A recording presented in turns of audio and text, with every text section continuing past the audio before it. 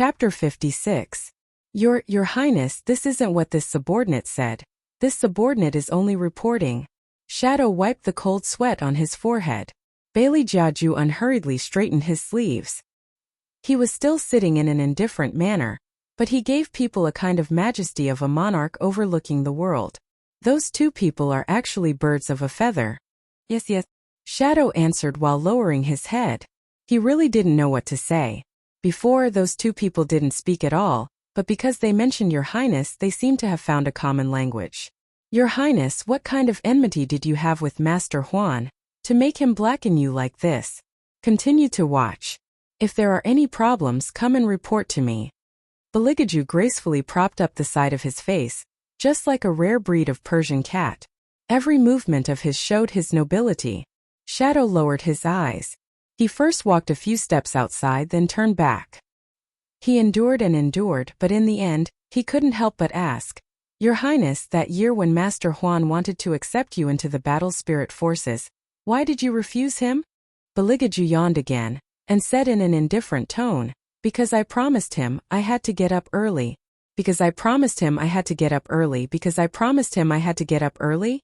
Because I promised him I had to get up early. Your Highness, because of this reason, you offended 3 generations of elders, Huan Ming Xiang. Shadow's face stiffened, and 3 lines slid down his forehead. The other shadows hiding in the dark glanced at each other, their eyes filled with obvious speechlessness. Their Great Highness, sure enough, everything he did was unexpected. Baligaju didn't take this seriously. He closed the ancient book in his hand and stood up from the wooden chair. Time's up, leave the hospital. Yes. When it came to serious business, the shadows all had serious expressions. Like ghosts, they scattered and hid in every corner of the academy. At the foot of the mountain, a purple-gold palanquin blocked all the light, luxuriously standing still under the shade of a tree. That palanquin was surprisingly large, and outside the palanquin were suspended tassels. Beside the palanquin stood a total of 8 shadow guards in dark clothes. They held scimitars in their hands and wore fur coats. As their cloaks fluttered in the wind, there was an indescribable coldness. The palanquin servants were dressed very well. They did not look like ordinary officials at all, but they were more low-key than expected. However, the strictness in their movements was not something that could be done by just anyone. That was an aura that only the royal family could support. All of a sudden, the steed let out a long neigh and everyone stood up. That person casually walked over from the mountain, one hand in his pocket lazily, the other playing with the silver mask on his fingertips. His side profile was handsome as if it was carved by a knife, full of indescribable nobility, like a broken crystal, handsome beyond compare. A muffled sound rang out. The shadow guards in dark clothes knelt on the ground in unison, and the scene was indescribably soul-stirring. Your Highness! Baligaju looked at everyone coldly. With a turn of his finger, a silver mask covered his face and only 2 words were written on it. Admission? Yes. Another muffled sound rang out, and the shadow guards in dark clothes returned to their previous positions. They held scimitars, mounted their horses sideways, and crushed all the fallen leaves on the ground. The lanterns were lit, and the night scene was flourishing. This kind of prosperity could only be found at White Academy. In order to welcome the distinguished guests, the elders of the superior compound had arranged everything early on. The servant girls and servants shuttled back and forth, holding fruit platters and eating brocades. Although they were in a hurry, they were orderly. Each of the young ladies from influential families had their skirts fluttering in the wind. Their figures were like willows, and their facial features were picturesque. Located in this red-walled and blue-tiled courtyard, they were like blooming flower stamens. Among them, only Hellion Vivian did not dress up. She was still wearing the Academy's green and white robes, but she did not wear a scholar's hat. She held a book in her hand and yawned from time to time. Different from Hellion Vivian, the other young ladies' hearts were beating extremely fast. Their hands were holding handkerchiefs tightly, and their faces were bashful. Their eyes were jumping with impatience. One had to know that the person coming in a moment was from the royal family, a man that many young ladies yearned for even in their dreams. For today there were already many people secretly working hard. Although nothing could be seen on the surface underneath, there were indeed hidden waves surging. This kind of banquet actually gave them the opportunity to form cliques and cliques. The smart people were exchanging greetings with each other, laughing and whispering. Many of the young ladies surrounded Helian Jiao's side, inquiring her about what the elders had said. Her clear and melodious voice was actually very pleasant to hear. Helian Jiao curved her lips into a smile, like the moon surrounded by stars. Her mood was originally very good, but when she saw Helian Vivian in the corner, her eyes suddenly tightened. Why did this slut also come? People from the inferior compound simply did not have the qualifications to participate in the consort selection. What's more, she had already made arrangements with her grandfather. Right now, on Eunuch Sun's register, Helian Vivian should have long been removed. Why did she appear here? Helian Jiao clenched the handkerchief in her hand. Her delicate little face was suffused with a cold intent. When everyone saw that she had stopped, they naturally also looked in the direction she was looking at. Isn't this the eldest Miss Helian who was chasing after the heir 2 days ago? Truly, seeing once is better than hearing 100 times. She's involved in everything. The girl who spoke was also a student from the superior compound, the Minister of Revenue's Fong Ting Ting. She was bosom friends with Helian Jiao. She looked gentle and beautiful, but her words were full of harshness. Relying on her family's power, she had previously bullied Helian Vivian. In any case, she was only an orphan, and there was no one who would stand up for her. Fong Ting Ting saw this point and laughed mockingly. Some people really should have a bit of self-awareness. They don't know what kind of occasion they should come to and what kind of occasion they shouldn't come to. Their hearts also don't know how to weigh the pros and cons. Helian Jiao pulled on her sleeve, white teeth biting her lip, with a face of embarrassment. Sister Fong, don't say any more. Second sister, don't stop, Sister Fong. Some people just need to be beaten, Helian Mei said while gnashing her teeth. It was all because of this slut that she had a cut on her forehead, and had no choice but to let down her hair. She couldn't even comb her hair. Originally, today was a good opportunity to stand out, because not only would the third prince appear, even those noble young masters would also appear. She had admired the legendary young master Lai for a long time, so much so that she hurriedly ordered a set of lake blue brocade long dress, just so that she could dress up beautifully. But all of this was ruined by Helian Vivian, this little slut. Fong Ting Ting patted her hand and glanced at Helian Vivian with disgust, as if she was some kind of evil trash. Alright, if you don't want to say it, then don't say it. In any case, I, as your older sister, also disdain to lower myself to the same level as a pair of broken shoes that have been rejected. Hearing Ting Ting say this, I actually feel that it's strange. A girl who has had her marriage annulled doesn't have the qualifications to choose a consort, right? The other young ladies from aristocratic families also followed suit. She has curried favor with Grandmaster Ji Zun. Wouldn't everything be settled if Grandmaster Ji Zun put in a few good words for her? That's true. But this kind of girl, I reckon that the third prince won't even give her a glance. Wave after wave of ridicule. Helian Jiao stood among them, lightly hiding her smile, her beautiful eyes looking at Helian Vivian, waiting to see her make a fool of herself. Chapter 57. But what she didn't expect was that Helian Vivian just sat there absent-mindedly with one hand behind her. Her green and white robes were scattered on the floor, looking indescribably beautiful. She didn't take them seriously at all. This made the Helian Jiao's face change color. If it was before, this cheap woman would have already lost her temper and flipped out. That way, everyone would know that she was a spoiled brat. But now she actually ignored them like this. The Helian Jiao fiercely clenched her teeth. Could it be that when she pushed her into the water tank that day she injured her brain? Had she forgotten even the most basic reaction? This cheap woman clearly went crazy when she heard words like, His Highness doesn't want her. Why was she so quiet today? Murong Chongfeng was sitting at the other end of the long table. After noticing the commotion, he didn't want to easily look at Helian Vivian's reaction. When his eyes fell on Helian Vivian's face, his heart twitched without warning. She actually had this kind of expression. She was like a spoiled cat, but it made people's hearts itch with coldness. Her eyes would slightly narrow because of her smile. Her thin lips would flicker under the candlelight, making men want to rush over and kiss them. She was no longer that annoying sticky cream from before. Her body revealed a kind of unfathomable temperament. These past few days he hadn't seen her and also didn't think about her. Even if he did think about her, it was just to pester him. He briefly thought about all kinds of things when he met her. It was nothing more than her being noisy, pestering him and shamelessly pestering him. He was the dignified Princess Murong's heir. How could he marry an orphan who had lost her power? There were countless powerful ministers in the court, but she was the one who stuck to him.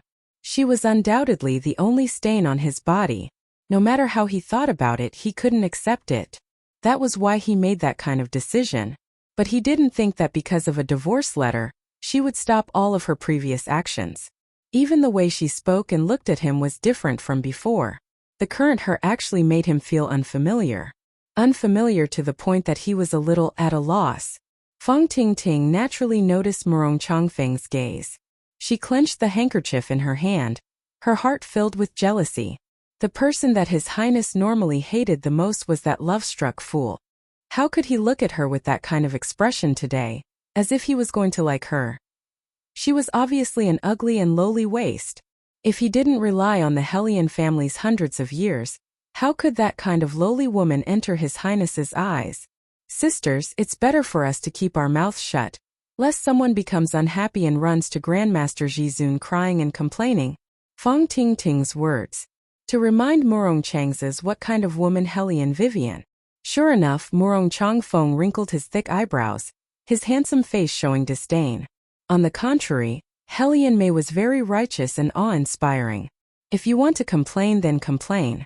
Who would be afraid of her? In this world, there must always be justice. Third sister. Hellion Jiaoer tugged at Hellion Mei's sleeve again. Her pair of eyes were misty. Her long eyelashes drooped down, appearing very kind and moving. In fact, her heart was already blooming with happiness. Feng Tingting chuckled. Jiaoer, don't let these flies affect your mood. In a moment the third prince will be here. You're the only one who has ever come in contact with him in the palace. We'll be waiting for your good news. Sister Feng. Hellion Jiaoer bashfully stamped her foot. When she turned her head, she looked at Hellion Vivian with obvious pride. Hellion Vivian didn't even look at her. She continued to yawn lazily. She already knew that although it was a consort selection, but in everyone's heart, the answer was already certain. Beligaju would definitely choose Hellion Jiaoer. Therefore this banquet was just a formality. Feng Zheng was just as the elders had predicted. A man born in the imperial family, what he valued the most was the country. Hellion Jiaoer wasn't just talented and beautiful. The power behind her also couldn't be ignored. From this point of view, the third prince was bound to choose such a woman. Even if that wasn't the case, Hellion Vivian didn't have much interest in the consort selection. She only came today to go through the motions. In any case, it had nothing to do with her. As long as she appeared at the banquet like this, she would be worthy of the position that her master fought for her in her hometown. Seeing that it was almost time, the masters had already sat down in their respective seats. The steaming hot pastries were also placed very delicately. The legendary third prince, who was supposed to be selecting a concubine, did not even show up. It really was like the saying, tall, rich, and handsome had always been arrogant. Just as she was thinking this, she heard a loud voice from outside. The royal family has arrived. The entire courtyard instantly quieted down. Everyone's eyes were fixed on the door. Hellion Vivian also slowly turned her head. When that tall and straight figure appeared at the door, the faint moonlight scattered on the side of his face. He was like a god from ancient times, elegant, cold, and aloof. He was draped in a black cloak with a purple riding suit inside. His trousers were stuffed into his black war boots. The expensive robe was embroidered with a cloud dragon totem in silver. It was extraordinarily exquisite. His long black curly hair draped behind him. He didn't look feminine at all. Instead, it made him seem more languid than usual. Everyone was stunned regardless of whether they were men or women. Their shocked gazes didn't stir up the slightest ripple on his body. His expression didn't even change. It was as if he didn't hear those sounds. His deep black eyes were like an ancient well. They were bottomless and seductive, emitting a faint sense of abstinence. He seemed to always be like this. No one could approach him. He was always indifferent, aloof. Helian Jiaoer was most infatuated with this appearance of his. She saluted him like a girl from a noble family. Her white embroidered skirt was slightly scattered, setting off her pair of beautiful eyes. It was as if water could drip out of them. Your Highness. Helian Vivian knew that Helian Jiaoer did this because she wanted to show that she was different from the other beauties. She wanted to tell everyone that she and the third prince had some kind of friendship before. Minister Jing laughed heartily. He was very respectful towards Beligaju. Your Highness, please take a seat. Beligaju didn't say anything. The pair of eyes under the silver mask seemed to be looking for something. When they fell on the corner, they flashed a trace of playfulness. Eunuch Sun had been paying attention to his master's reaction. He was afraid that this Minister Jing would say some nonsense again, and let His Highness thoroughly throw him into the cold palace. Therefore he was more nervous than anyone at this banquet. A thin layer of sweat had already overflowed from his forehead. Now he saw his master's thin lips smiling, yet not smiling. He almost couldn't bear it and kneeled on the spot. What kind of situation was this? His master's smile just now made his scalp numb. Chapter 58. It was very obvious that Beligaju's arrival changed the atmosphere of the entire banquet. This time the dean didn't appear. Instead, Minister Jing accompanied him the entire time. Many of the great teachers were wondering whether or not the dean was going to lose his power. Although it was said to be a consort selection, the third prince didn't seem to be in a hurry. Eunuch Sun was a person who could handle the situation. He didn't need Beligaju to open his mouth to take care of everything. Following Minister Jing, he was reserved. Minister Jing originally wanted to strike up a conversation with Beligaju, but when he actually saw him, he was somewhat timid. He wasn't an inexperienced youngster, but in front of this young prince, he didn't know why, but there was an indescribable sense of oppression. The entire banquet was divided between men and women. On the left were the young masters of the capital from the superior compound, while on the right were the young ladies from the prestigious families. In modern terms, this was an upper-class dinner party. What should be done when gathering? Just eat. But none of them moved their chopsticks. This made Helian Vivian feel very conflicted. She came to eat a free meal, but she didn't even get to eat a bite of dessert. This was too much of a failure. But before she could finish regretting, someone stood up from his seat. His small body was full of vigor. Master Jing, when will we start eating? I'm hungry. In a flash, everyone's gaze is focused on that little person. Apart from those senior brothers and sisters from the superior compound, all the new students who had just entered the school all showed a surprised expression. They still hadn't forgotten who this little person was. When they first entered the compound, he even took a meat bun and sent a person flying with a kick. But this wasn't the main point. The main point was, how did he have the guts to pick on Master Jing's thorn at this time? Even if he had the dean's support, wasn't he a bit too impudent? Eunuch Sun originally wanted to ask where this little brat came from. He didn't know how to look at the situation, but when he calmed down and looked, his hand trembled and he almost dropped the thing. Wasn't that the little Highness? How could he be here? Mom, what's up with that bald head? Where's the little Highness' silk-like black hair? Where did they go? Where did they all go? The little one did not care about how others were looking at him. His lotus root-like calves were exposed outside of his white training clothes.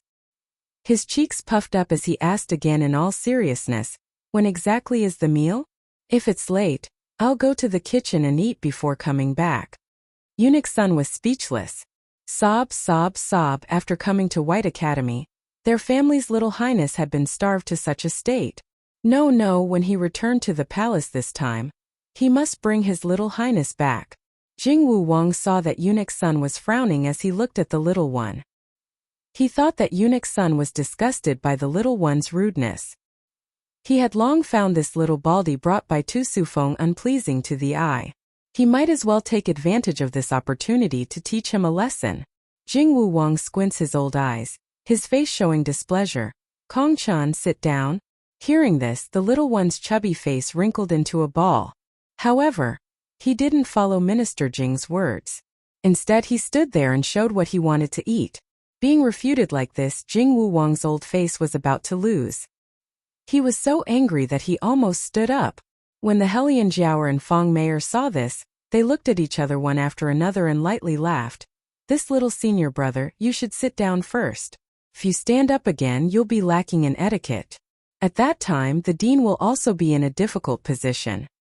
Listen to the big sisters. This kind of situation can't be allowed to have a temper. The Hellion Jiao followed up and said, Fortunately, Master Jing's temper is good. If it was someone with a bad temper, you would have been punished. The two people's words sounded like they were helping the little one out of a predicament, but in reality, they were helping Jing Wuwang criticize this little thing who didn't know how to appreciate favors.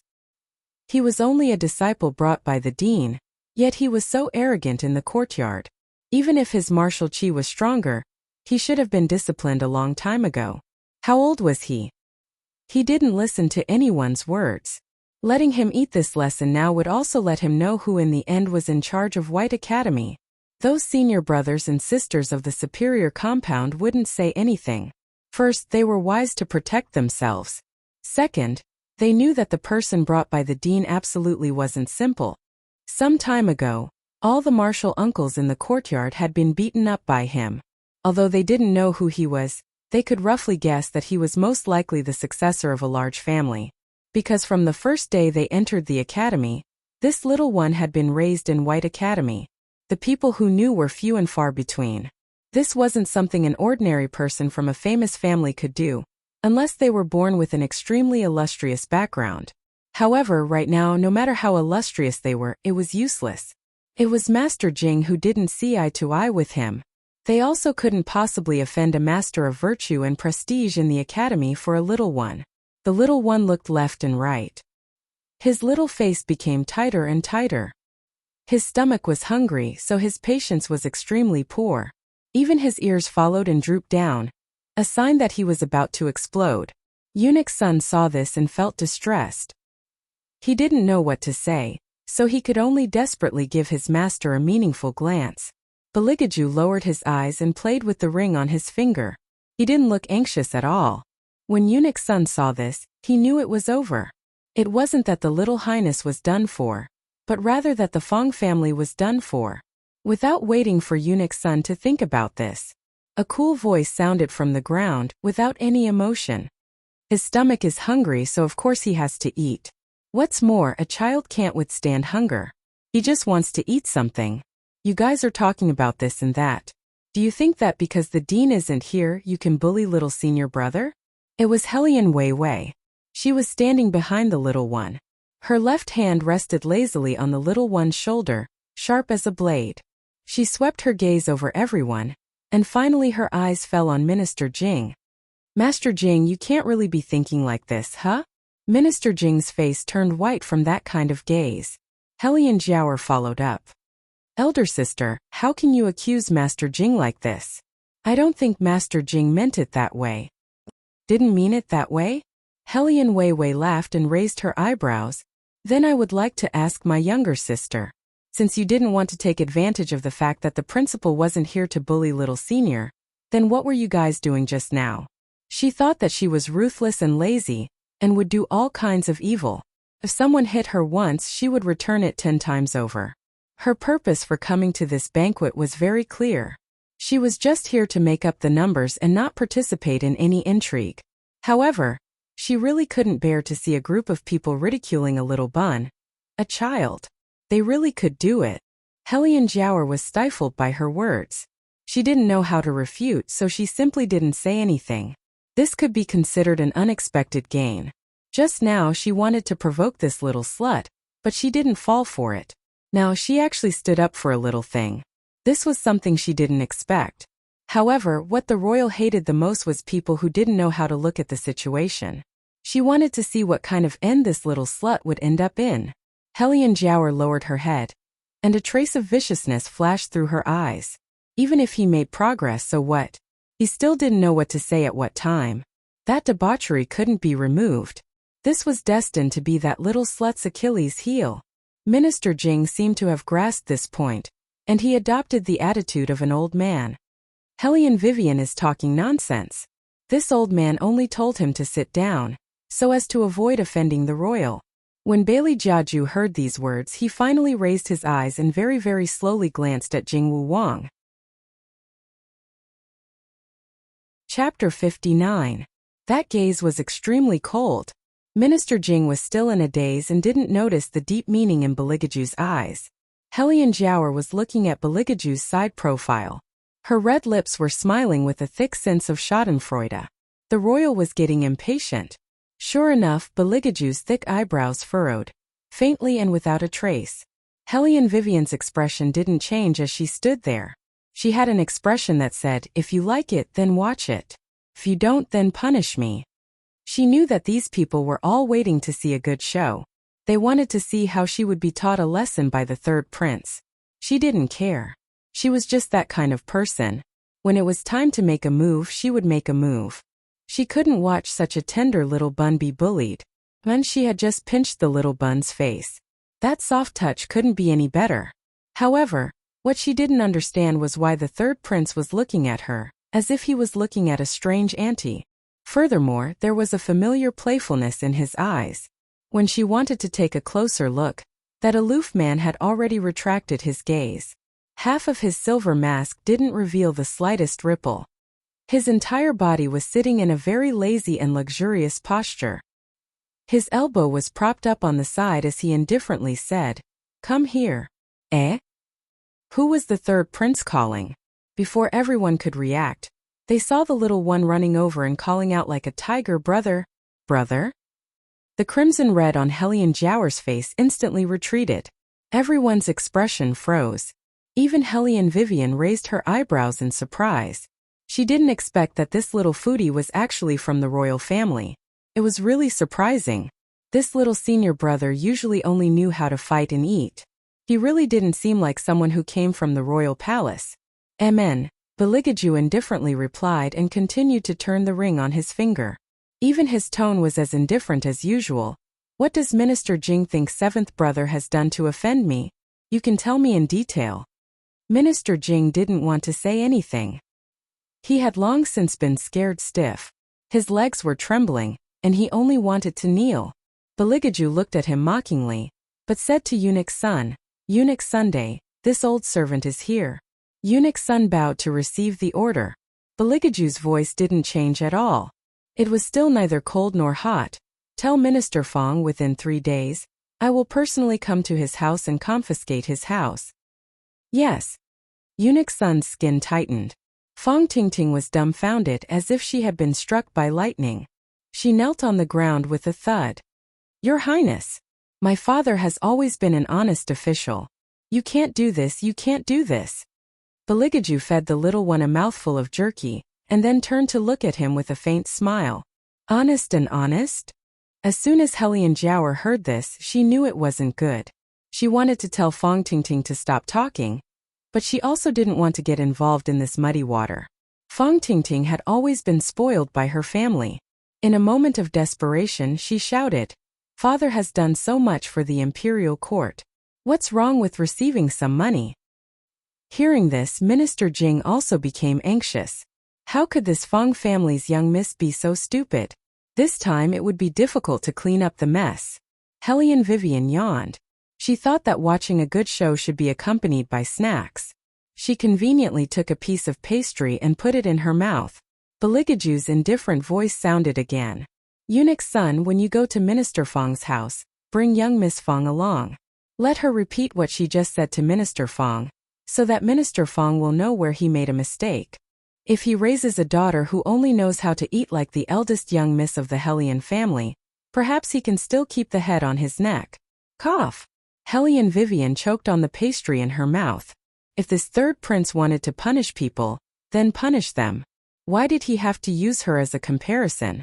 Moreover, he used that kind of "besides eating, what else do you know how to do?" arrogant and cold tone. However, it had to be said that this man really was ruthless enough when handling matters. Generally, if someone wanted to kill someone, they would just kill them. He still insisted on letting people know why he wanted to kill them. Wasn't this clearly showing that he wanted to add to people's hearts? Did he feel that just confiscating property wasn't enough to vent his hatred? While he was at it, he wanted to kill the Fong family as a warning to the Su family, as well as Minister Jing, who was related to both families. Hellion Vivian was indeed very smart. Because Beligaju's next sentence was, Master Jing, do you want to write a memorial and send it to the palace right now, so that Prime Minister Su and you can plead leniency on behalf of Minister Fang? This commoner doesn't dare. This commoner doesn't dare. At this time even Minister Jing also knelt down. There wasn't a trace of color on his lips. He completely didn't have the high-spirited complacency of the past few days. Fang Tingting knew that this time, her family was completely doomed. But until she was dragged away, she still didn't know what had gone wrong. They had received far more information than ordinary people. As early as several days ago, they had been waiting for the arrival of the royal family, so that they could seize the opportunity to get in touch with them. How could he have accidentally offended someone like that? And no one had ever told them that the seventh prince was also at White Academy. No matter how Fang Tingting thought about it, she couldn't figure it out. Because now, besides regret, all that was left was fear of Beligaju. Not only her, even Minister Jing didn't dare to say another word. He clearly knew that the third prince didn't do anything to him because this was White Academy. Anyone who came to White Academy had to abide by White Academy's rules. They couldn't disobey their teachers and couldn't exercise imperial power. This was the rule set by the retired emperor. From beginning to end, no one dared to violate it. Therefore, Beligaju didn't want to throw Fang Tingting into the dungeon. Instead, he let people escort her to the Fang residence in the name of asking for leave. As for the matter of dealing with Minister Fang, it was a matter outside of White Academy. The third prince didn't have any misgivings. It was White Academy's rules that saved his life. When Minister Jing stood up, his back was covered in cold sweat. His hands and feet were bound as he sat in his original position. He simply couldn't wait for this banquet to end immediately. And Hellion Jiaoer was doing her utmost to make up for the consequences of standing on the wrong side just now. She softly smiled and instructed the people behind her, "Tell the kitchen to make more dishes. It's important to let the seventh prince have a good meal."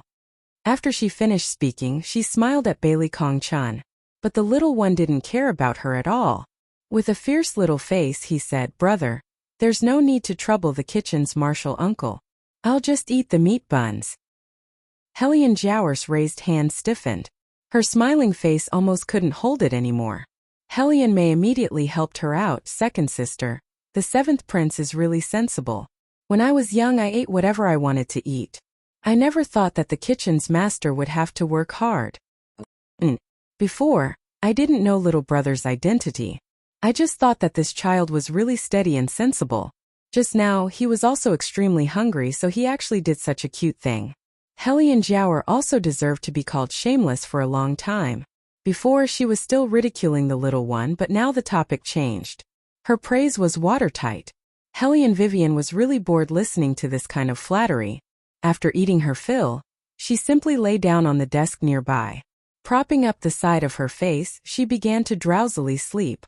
Clearly, she had already thrown the matter of the imperial consort selection to the back of her mind. The little one sitting beside Beligaju looked at her for a while. Then he turned his head and said, "Brother, look at that woman.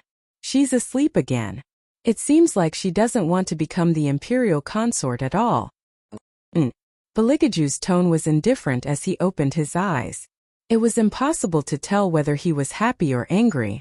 Only, that pair of long and narrow eyes under the silver mask seemed to have lost all warmth, cold and somewhat empty. Chapter 60.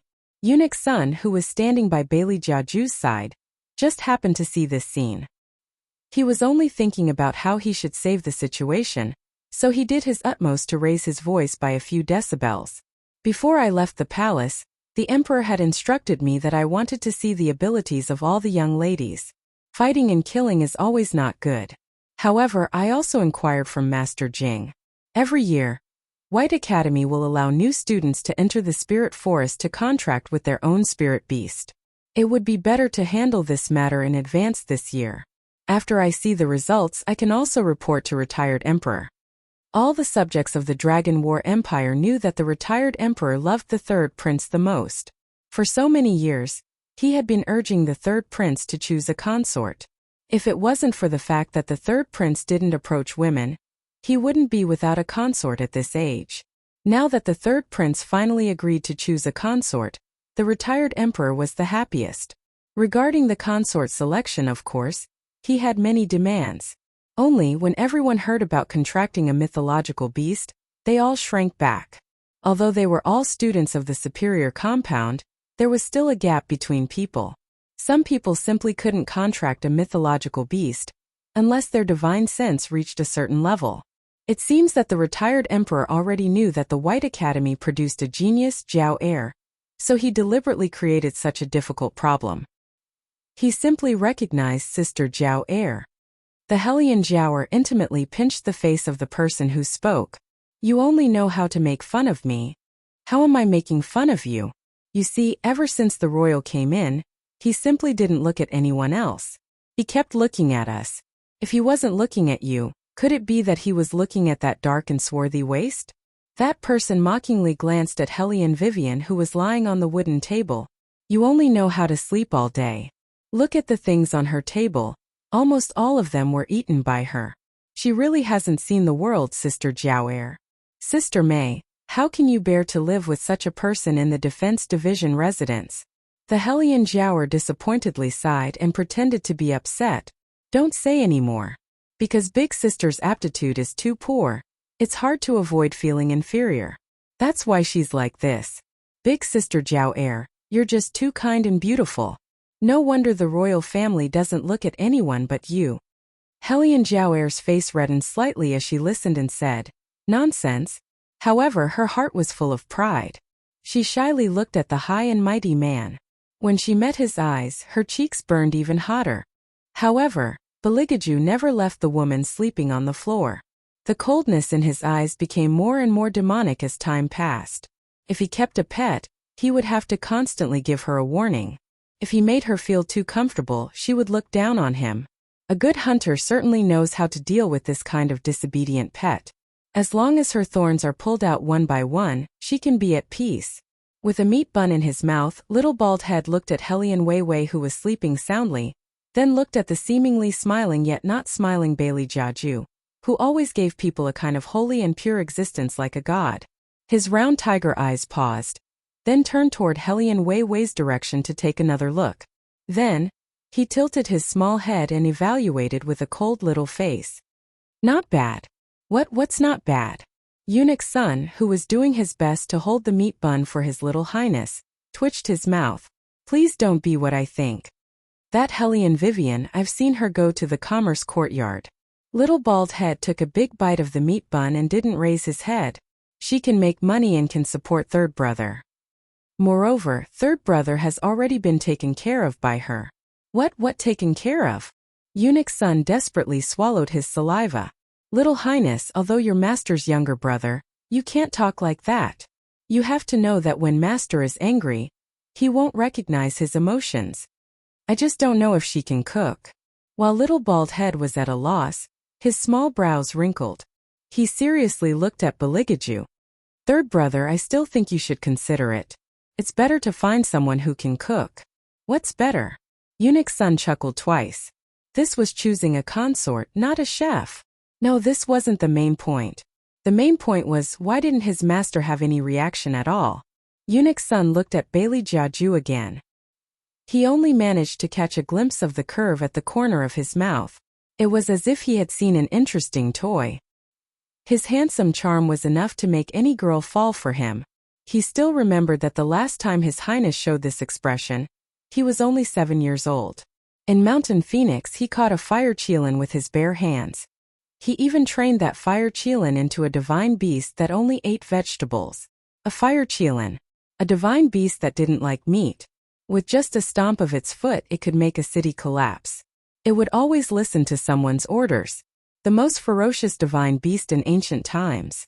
It was reduced to a point where it could only eat vegetables. Could be imagined at that time Master Cough Cough, how abnormal was he? However, just like the rumors in the market, after that fire, the divine beast fire cheelin disappeared. Carefully counting, he hadn't seen that god of plague for a long time. However, His Highness unexpectedly showed the same evil smile as that time. Inexplicably, Eunuch's son shuddered. In a while he had to hold his master back. He couldn't let him do anything. These were all young ladies from famous families who came to participate in the competition. Not some kitten or puppy. Hey, wait a minute. Eunuch's son looked at Beligaju, who suddenly stood up, and his eyelids couldn't help but jump. Master, where do you think you're going? As Beligaju stood up, all the voices in the banquet disappeared. The young ladies who were nibbling on the pastries all stopped what they were doing and held their breaths as they watched the handsome and restrained figure pass by them. The light fragrance of the sandalwood dragon was faintly discernible, and it smelled so good that no one dared to profane it. Helian Jiaoer looked at the man who was getting closer and closer to her, and her heart was beating so fast that it almost jumped out of her throat. She pretended to be reserved as she looked left and right, then bit her thin lips. Her pair of beautiful eyes looked at Beligaju pitifully. She always knew when to look at a man with what kind of attitude, so that it would arouse the other party's desire to protect her. In the past, she relied on this trick to make Morong Changfeng misunderstand Helian Vivian, that bitch. Now, she was confident that she could make the royal family put her at the top of their hearts. Moreover, wasn't she already halfway there? Just like what they said, since the royal family came in, they kept looking at her. It could be seen that the royal family was not indifferent to her. Helian Jiaoer thought of this, and the smile on her face became more and more bashful. Chapter 61. When Helian Vivian opened her eyes, this was the scene she saw. Lazily stretching his waist, he was as cunning and elegant as a fox. She thought that this was the fastest consort selection ceremony she had ever seen. When she was reading novels, didn't she have to filter through them layer by layer? What happened to the musical instrument, chess, calligraphy, and painting performances? Why did the third prince decide on the Helian Jiaoer after she slept? It seemed that the legendary #1 young master in the world didn't have good taste. She yawned as if it had nothing to do with her. Just as she was about to pack up and leave, she saw that everyone around her had their eyes wide open, as if they had seen a ghost. And the Helian Jiaoer had a pale face, looking at her with resentful and vicious eyes, as if she couldn't wait to strangle her to death. Wait a minute. Why did a hand appear in front of her eyes? And that hand was very good-looking, slender, and very strong. Even the nails were very clean. She thought that when such a hand held a gun and killed people, it would be very beautiful. On your face. A cold male voice sounded beside her ear, so cold that she came back to her senses. Helian Vivian followed the direction of his finger and wiped her face, then looked at the pastry crumbs on her finger. Wipe it. The man's eyes hidden under the silver mask didn't show any joy or anger. He just casually threw her a pure white handkerchief. Helian Vivian was stunned. She thought that only women would use handkerchiefs. She didn't expect that the royal would also use one. A man who used a handkerchief. Was there a problem with his sexual orientation? It seemed that she was right before. The third prince really liked men. But she really didn't expect that the third prince would be the one at the bottom. Once she was done with this, she would definitely share this secret with her little brother. But since there was a handkerchief, it would be a waste not to use it. Helian Vivian casually wiped the corner of her mouth. For a moment, even her breath carried the faint scent of the man's body, enough to see how delicate this person's life was. After Helian Vivian finished, she handed the handkerchief back. Thank you for the royal's handkerchief. Beligaju looked at the yellow handkerchief that was covered with dregs and slightly wrinkled his thick eyebrows. Helian Vivian continued to pass it to him. Miss Wei Wei. Eunuch's son, who was trembling with fear at the side, gritted his teeth. How can you directly hand a dirty handkerchief to His Highness? Helian Vivian reacted. Her shrewd eyes turned and she smiled. Then I'll return it to the royal family after I wash it? Under normal circumstances, this man would definitely refuse. Since he didn't accept the handkerchief just now, it proved that he had a very strong misophobia. A misophobe would definitely not accept things that had been used by others. Quickly refuse, quickly refuse. This sister doesn't have time to wash your handkerchief for you. Yes. Beligaju looked at her for a while, and a smile seemed to flash across his eyes as he responded in a low voice. Helian Vivian was dumbfounded. She actually didn't reject him? How could he not follow his own script? For the first time in her life, she had a problem with her reasoning. This man seemed to be more difficult to predict than she thought. Hellion Vivian raised her eyebrows. Gradually it didn't matter. It was just a handkerchief, she didn't have to argue with this man. Anyway, it was convenient to wash it. She simply picked it up and casually stuffed the handkerchief. It didn't seem like she cherished it at all. Eunuch's son sucked in a breath of air again. He subconsciously looked at Beligaju's face. The man's expression was very indifferent, but his eyes were colder than before. Everyone stared blankly at this scene. Some didn't understand what the royal family meant. After all, no matter who thought, they wouldn't associate these two people together. Hellion Weiwei's figure was indeed good. But that face of hers was so dark that it made people not dare to compliment her. Her entire body was like a black coal ball. The royal family shouldn't want to choose this person. Then what was the meaning of his actions now?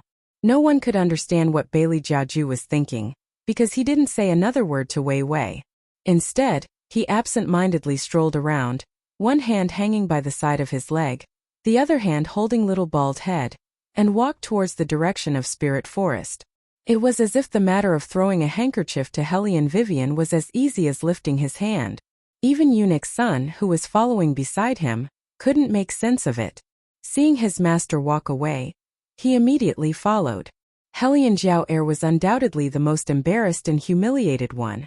She originally thought that the person Bailey Jiaju wanted to talk to was her. Even the surrounding people also thought so. She was already prepared to stand up, but in the end, the Hellion Jiao's red fingertips tightly clenched the handkerchief. The more she clenched, the tighter she clenched, the tighter the handkerchief changed shape. It was that slut again. Why was it that slut again? Second sister. In order to reduce the Hellion Jiao's embarrassment, after Beligaju left, Hellion Mei also stood up. Holding onto her arm, she said with disdain, "Who in the capital doesn't know that His Highness likes cleanliness the most?" Someone deliberately made a sloppy appearance in order to attract His Highness's attention. Little sister can only say that this is really a good trick. We can't learn it. Having heard what was said, those young ladies from famous families who also didn't like Wei Wei also followed and stood up one after another. Mei Mimi is right. Everyone knows that His Highness likes cleanliness. In my opinion, His Highness really can't stand it anymore. That's why he took out the handkerchief and told someone to quickly clean herself up, so as not to be an eyesore. I reckon that His Highness also didn't expect that someone would take the initiative to ask to wash His Highness's handkerchief. That's why I said that ugly people are always mischievous. First it was the heir, then it was Grandmaster Zizun, and now it's His Highness. But it's a pity that His Highness doesn't fall for her tricks. This is only the beginning. In the end it still depends on strength. Hearing the ridicule from all around, the Hellion Jiao immediately revealed an aggrieved smile. Holding back her tears, she shook her head towards Hellion Mei. Let's not talk about this anymore. We should properly prepare to enter the spirit forest in a moment. Hellion Mei didn't want to let it go so easily. She shouted towards Hellion Vivian. You think that you can curry favor with anyone? Stop dreaming. Hellion Vivian didn't pay attention to her. It wasn't because she was magnanimous, but because from the moment Beligaju left, Yuan Ming had been talking to her. Yuan Ming woke up and was in the middle of communicating with her mentally. You must be careful when you enter the spirit forest. Don't just casually release your own martial qi. Only release your energy when you see a suitable divine beast. Otherwise, if you meet a divine beast that is stronger than you, it is very likely that you will be devoured. I know, Hellion Vivian said as she stood up. Just as she stood up, she saw that the group of rich girls were looking at her with disgust. Even the aristocratic young masters standing behind them were looking at her with mixed feelings. Hellion Vivian was already used to this kind of situation. Right now, she was only thinking about what Yuan Ming had told her. The quality of a mythological beast could very likely affect a martial artist's cultivation. This was because a powerful mythological beast wasn't as simple as a mount. When the real competition came, it could also attack and defend. When necessary, it could even protect its owner's life. Hellion Wei didn't think that this was merely an ordinary consort selection, yet it would involve the issue of a spirit beast. Her original plan of rushing to the gathering couldn't be realized, so she might as well take a stroll around Spirit Forest. Who knows, maybe she'd have an unexpected harvest. Hellion Vivian smiled coldly. She didn't even look at those people. She took an osmanthus cake and left the banquet. It was her attitude that was so hateful. It was as if she couldn't be bothered to argue with them. Hellion Jiaoer tightly bit the thin meat in her mouth. She took a deep breath, but she couldn't get rid of the jealousy that surged from the bottom of her heart. It seemed that she had been too kind to that bitch Hellion Vivian. She shouldn't have listened to her grandfather and done nothing. Ah, the spirit forest? Then she wouldn't let her return.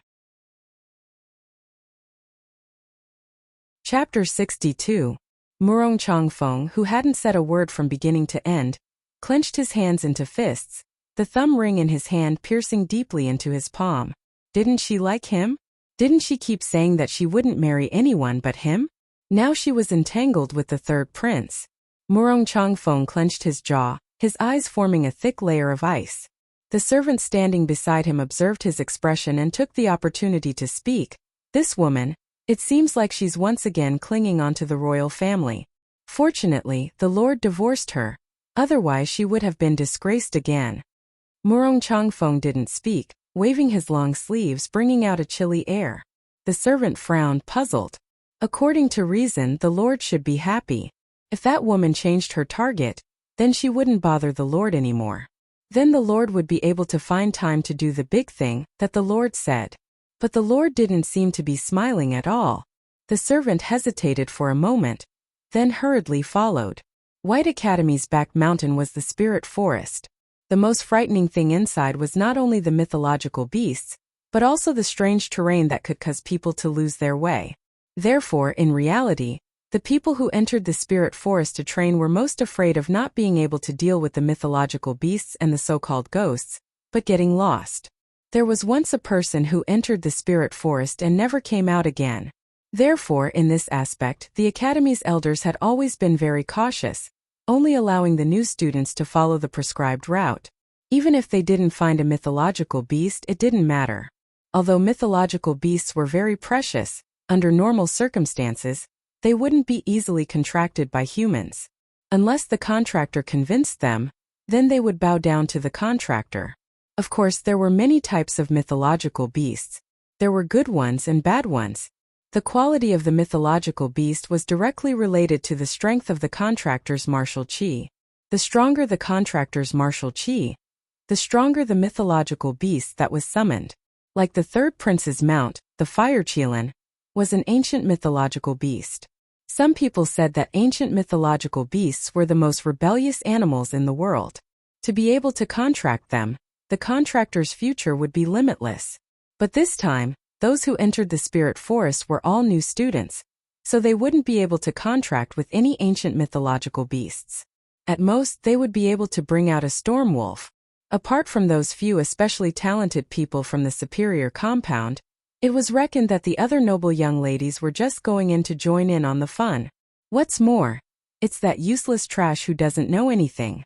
Hellion May glanced at Hellion Vivian with disdain. Then she started chatting with her friends. Do you think someone will be so scared that she won't even be able to walk back? It's very possible. When we went out to play in the past, she was so scared that she didn't even dare to breathe. It can't be, right? I heard that she's an arrogant hedonist with her life on the line. How could she be afraid of a whistling dog? She only knows how to be arrogant in front of others.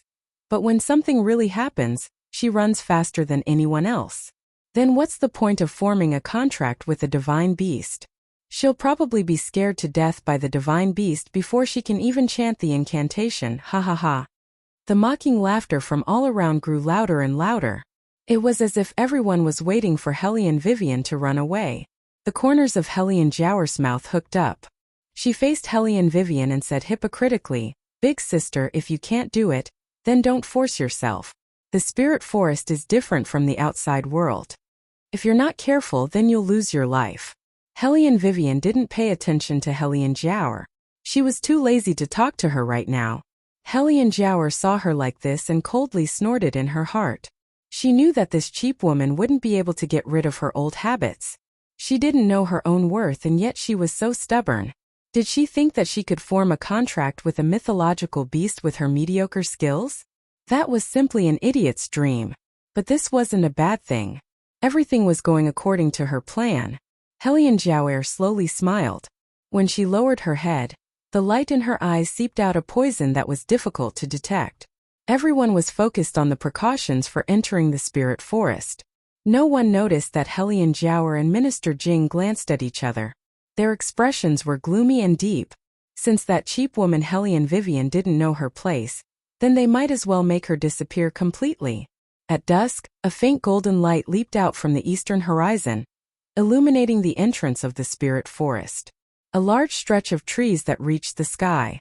The branches intertwined and the leaves were dense, sheltering the sun. The school's master once again warned the new students, "Don't go the wrong way. You must follow the instructions on the map and come out of the forest within the specified time. Regardless of whether or not you can form a contract with a mythological beast, you must obey." After saying this, the master distributed the map to everyone who was about to enter the spirit forest. Helian Vivian held the paper between her fingers and immediately memorized the rough path. Originally, she wanted to call Yuan Ming out to analyze the terrain, but she didn't know why. But since the appearance of Beligaju, Yuan Ming seemed to have no strength.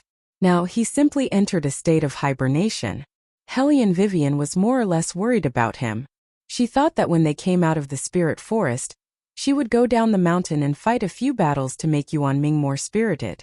The new students had already begun to enter the spirit forest through the entrance. The third prince was also among them, but he was different from the others. He looked very lazy, as if he was taking a stroll in his own back garden. At the beginning, everyone was still walking together. But once they entered the spirit forest, they began to fend for themselves and scattered in all directions. Helian Vivian followed the map in her hands. The deeper she went into the forest, the more she felt as if there was something calling out to her. The sound hit her heart. "Come here, come here." She looked around but didn't find anything strange. But when she listened carefully, the sound was gone. Strange. Helian Vivian took another step forward, but found that the path on the ground had disappeared. She didn't have time to retract her leg, and her whole body was sucked into a gust of wind. The master who was standing not far from her suddenly panicked. He quickly walked over. Who was the one who took the wrong path? The most powerful student in Beligaju had already gone far away. At this time, only a few of the less talented new students were standing there. Seeing this shocking scene, they stammered, "Yes, it seems to be the inferior compound's Helian Vivian." The inferior compound? This old man knows. You guys continue. Pay attention, don't take the wrong path again. These new students from the inferior compound were really stupid. They could even take the wrong map. They didn't understand why the headmaster would accept them. The master casually threw away the paper he had picked up, his face full of indifference. Since it was that trash, there was nothing to worry about. Even if she died, no one would care. Chapter 63. Helian Vivian looked at the place where she was. It was a shade of green grass and shrubs. Every plant seemed to be able to emit a faint green light. Right in front of her was a stream. When she fell, she just fell into the stream. Now her clothes were wet. When the cold wind blew, she couldn't help but sneeze a few times. There were some wet trees at the bottom of the cliff, which couldn't make a fire at all. Helian Vivian could only follow the current to the narrower direction of the downstream river. If she slept with such wet clothes tonight, it would be difficult not to catch a cold tomorrow. After walking for nearly an hour, Helian Vivian found a leeward place. She picked up some dead leaves and branches, and carefully looked for 2 pieces of flint. Finally, she set up a bonfire and sat down on the grass. Her current physical fitness was not as good as that of the 21st century. Her aptitude was too weak. After walking for a while, she felt tired. This was too unfavorable for a warrior. It seemed that when she practiced martial qi in the future, she had to strengthen some external exercises. While Helian Weiwei was thinking, she took off her outer and inner garments and hung them by the fire to dry. Her inner garments were quickly dried as the flames licked and licked. After resting for a while, Helian Weiwei walked around again. She didn't put out the fire that had been lit. In the forest, fire was more important than guns, because fire could not only identify coordinates, but also drive away hungry wolves. Helian Vivian was an ace agent. She was better at the jungle than anyone else. So soon she found that something was wrong here. She frowned. What the hell is this place? I can't get out of here. From the beginning, she had been circling in the same place. Hellion Vivian intuitively felt that something was wrong. There was no one around and Yuan Xiaoming couldn't ask. Hellion Vivian simply took things as they came. She took a wooden branch, put a fish in the stream, removed the scales, and roasted it on the fire. No matter what, one should never mistreat their own stomachs. Hellion Vivian licked her thin lips. When the fish was cooked, she plucked a few strawberries from her space.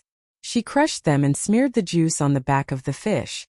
As the oil dripped down, it was accompanied by a sizzling sound. After a while, a fragrant aroma wafted out.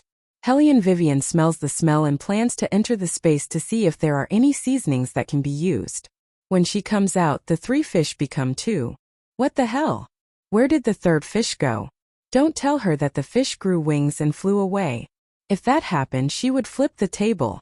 Hellion Weiwei's brows were furrowed when a rustling sound entered her ears.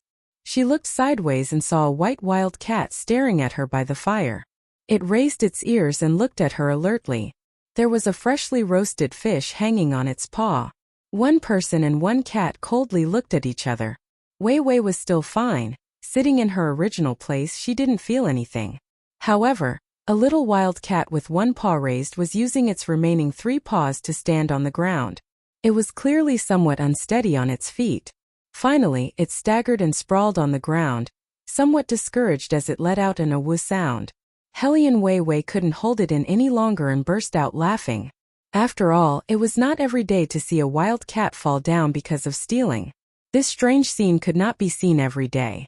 The little wild cat looked at her with resentment and took a bite of the fish in its hand to vent its anger. Hellion Vivian looked at it with a smile and did not stop it. The wild cat looked small and should not pose any threat. The little wild cat saw that its behavior was acquiesced. It quickly lowered its head and bit. It seemed that it had been hungry for a long time. The fish went into its stomach in an instant. Just when Weiwei thought that it had eaten its fill and was about to leave, the wild cat's pointed little face unexpectedly scrunched up into a ball. It lifted its front paw, covered its throat, and made a few sounds similar to coughing. When Hellion Weiwei finally understood what happened, she started to hold her belly and laugh out loud in a very ungraceful manner. A stray cat stole a fish to eat and got a fishbone stuck in its throat. This kind of scene is probably hard to come by even once in 100 years. The little wild cat stared at the woman in front of it fiercely. Obviously, it was dissatisfied with her gloating behavior. Hellion Vivian looked at its sad face and waved at it with a smile. Come here. The little wild cat seemed to understand human nature. It really walked to Hellion Vivian with its neck straightened. Open your mouth. Hellion Vivian pinched its mouth with her hand and took out a silver knife from her sleeve. With the help of the fire, she carefully cut out the fishbone stuck in its throat. Hellion Vivian took the fishbone and shook it in front of its eyes. There was still bright red blood on it. She was ready to use the bloody facts to teach it a lesson. You were stuck by this thing. Next time, remember not to. Before she finished her words, Hellion Vivian saw that the wild cat in front of her stared at the bloody fishbone in her hand. Its snow-white head shook a few times. Then it tilted its head and fainted on the ground. Hellion Vivian was a little confused for a moment. Was this the legendary phobia of blood? Damn it! Please look like a wild cat. However, it was undeniable that the wild cat in front of her was extremely beautiful. The tip of its snow-white fur was shining with silver. There was no trace of other colors on its body. It was plump and not prickly, showing a faint noble aura. Such a fur should be worth a lot of money if it was peeled off. Hellion Vivian had some evil thoughts, but the hand that stroked its fur was exceptionally gentle.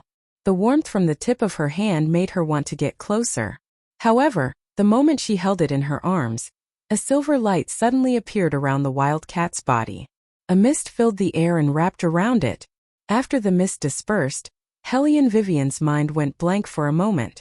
No one had ever reminded her that the animals here could turn into humans at will. Hellion Vivian's arm stiffened as she looked at the man in front of her. His thick eyelashes that were like crow's wings trembled slightly as he breathed. It was not difficult to imagine how his eyes would look when he opened them. However, Mainan finally opened his eyes. But first, he looked at Hellion Vivian's posture. Then he looked all the way down his body. When he saw that he was naked, he immediately stood up with lightning speed. His hands covered up and down, but he didn't know where to cover.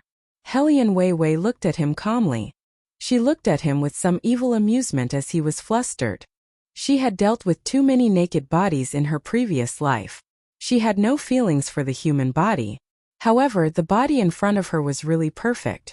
It had a slender waist and narrow buttocks. The only flaw was that it was a man. Mainan was anxious.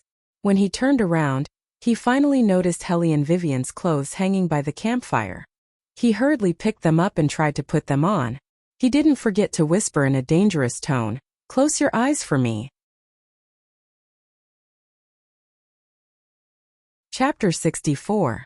Hellion Vivian closed her eyes considerately and curled her lips. "Don't be shy, I won't pounce on you."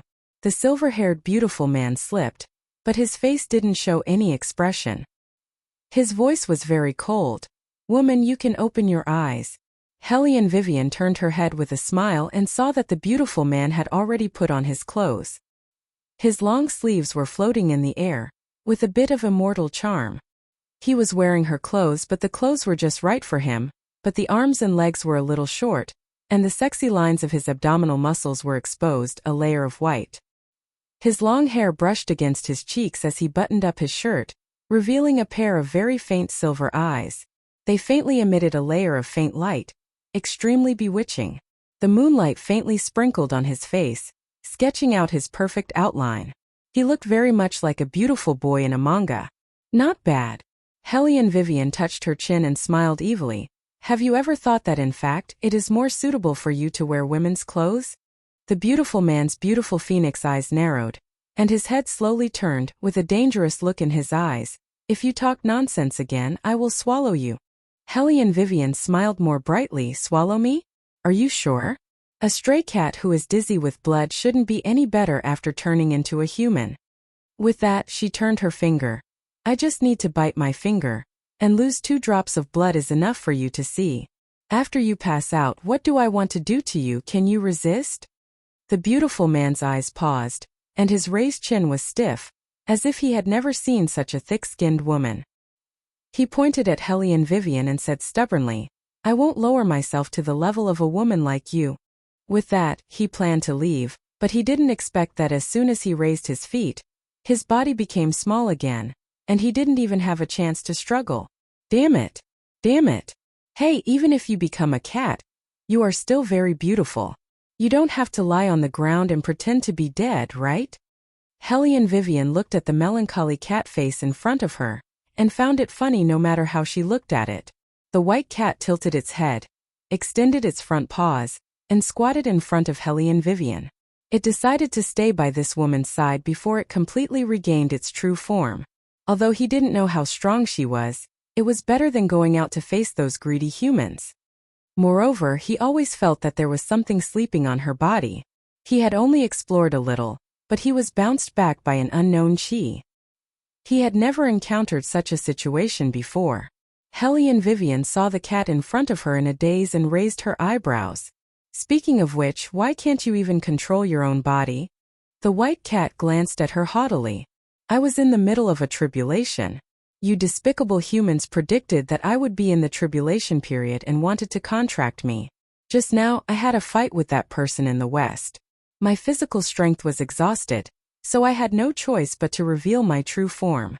Do you think ordinary people can casually see my true form? What a joke." After he said this, he gave a heavy snort. Hellion Wei crossed her arms in front of her chest and sized him up. "Then why are you casually showing your true form now?"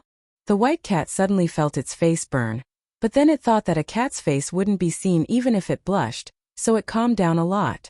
"If I turned into my human form, who knows what a perverted woman like you would do to this king?" "Hey, perverted woman.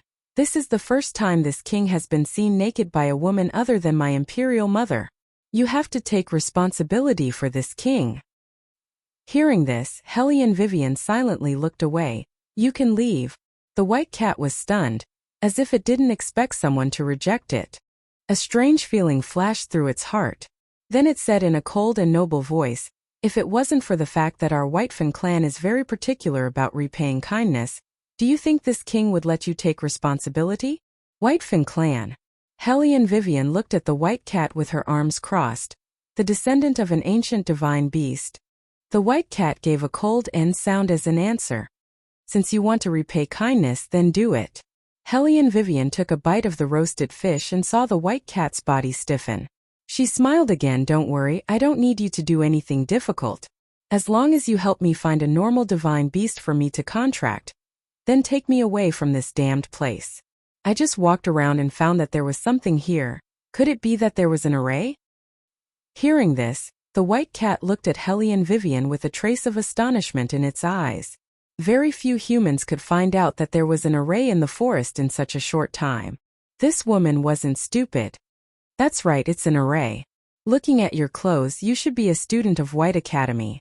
The white cat smiled coldly. "If it wasn't for you, those low-level divine beasts wouldn't need to set up these arrays. Divine beasts are very repulsed by humans, but they pretended to be injured in the forest, then led the kind little divine beasts over and carried out a large-scale massacre, using the blood of the divine beasts to cultivate martial chi." Hellion Vivian frowned. "There's such a thing?" According to what she heard from Elder Huan before, although the relationship between divine beasts and humans was tamed, but for a long time, everyone got along with each other as guardians and protected. How could there be a massacre? "You don't know?" The white cat raised its whiskers. "That is to say, someone is going against the wishes of your White Academy's dean." Hellion Vivian still wanted to say something. She saw that there were some unknown small animals around her. They were different from the animals she had seen before. The color of their fur was very bright and smooth, as if they could emit a faint luster. One look and she knew they weren't normal. But what were they doing? Mushrooms? Or poisonous? Crucian carp? And they were still jumping around alive? Hellion Vivian watched as the little divine beasts brought the things in front of her, and then quickly ran away. She raised her beautiful phoenix eyes. "For me?" The little divine beasts nodded their little heads in unison. Hellion Vivian fiddled with those gifts that didn't belong to the scope of human food. Her lips curved into a smile. "Thank you." Hearing that, the little divine beasts happily gathered into a group, chirping. The white cat stood among them indifferently and glanced at Hellion Vivian. Its expression seemed to be saying, "You humans even have the heart to hurt such a kind child. Simply despicable." Wei Wei was speechless. From what she knew, to tame a spirit beast, one had to find a wild beast similar to a fierce tiger to fight. Whoever won the fight would be the one to call the shots. After all, in this world only the strong survived. But using the kindness of the little divine beasts to hurt them, this was indeed a bit shameful. Hellion Vivian didn't have time to think before she was stunned, because not far away, a huge black magical beast was standing in front of her. Its red eyes were drooling as it stared at her. Obviously, it was treating her as its dessert after dinner. Chapter 65. Roar dash. The beast's roar soared into the sky, deafening everyone's ears. Hellion Vivian's expression changed. She wanted to turn around, but her legs seemed to be bound by some kind of power. No matter how she struggled, it was useless. Demonic beasts were the most ferocious beasts in the spirit forest. Their entire body was filled with poison. Unless it was a gold-ranked martial artist who dared to fight with it, the rest of the martial artists would become its food no matter how smart they were. The smell of a human, so fragrant. The demonic beast's eyes were red, and its fangs were exposed. It was like a mentally disabled person, and its mouth kept repeating the same sentence. This made Hellion Vivian's heart uneasy. Demonic beasts and divine beasts were different. Divine beasts were born with the ability to communicate. Demonic beasts, on the other hand, did not know how to speak until they reached the peak. Therefore, her chances of dying were higher. Hellion Vivian gripped the dagger in her hand and began to condense the air around her. She was a martial artist that could manipulate wind. As long as there was wind, she would be able to use it. The demonic beast seemed to have sensed something. It was displeased that this skinny little human was trying to resist its bite, and heavily stomped its foot. Hellion Vivian's body was like a kite with a broken string, and flew out. It was as if lightning had struck her body. Hellion Vivian only felt that her entire body was being torn apart. Her chest surged as she suddenly spat out a mouthful of black and red blood. The blood she spat out was not normal poisonous blood. It was the fusion of her inner force and true power, and the most poisonous blood in her body was also spat out. What a joke! She was the queen of arms, and had hunted countless tigers. How could she be defeated in this kind of place? Hellion Weiwei abruptly raised her chi. She didn't know which meridian she touched, but within her body, a mysterious, ancient and profound enormous power suddenly rolled up. She was shocked by this power until she could not breathe. Her heart inexplicably trembled, and a trace of fear appeared in her heart. This was impossible for someone as proud as her.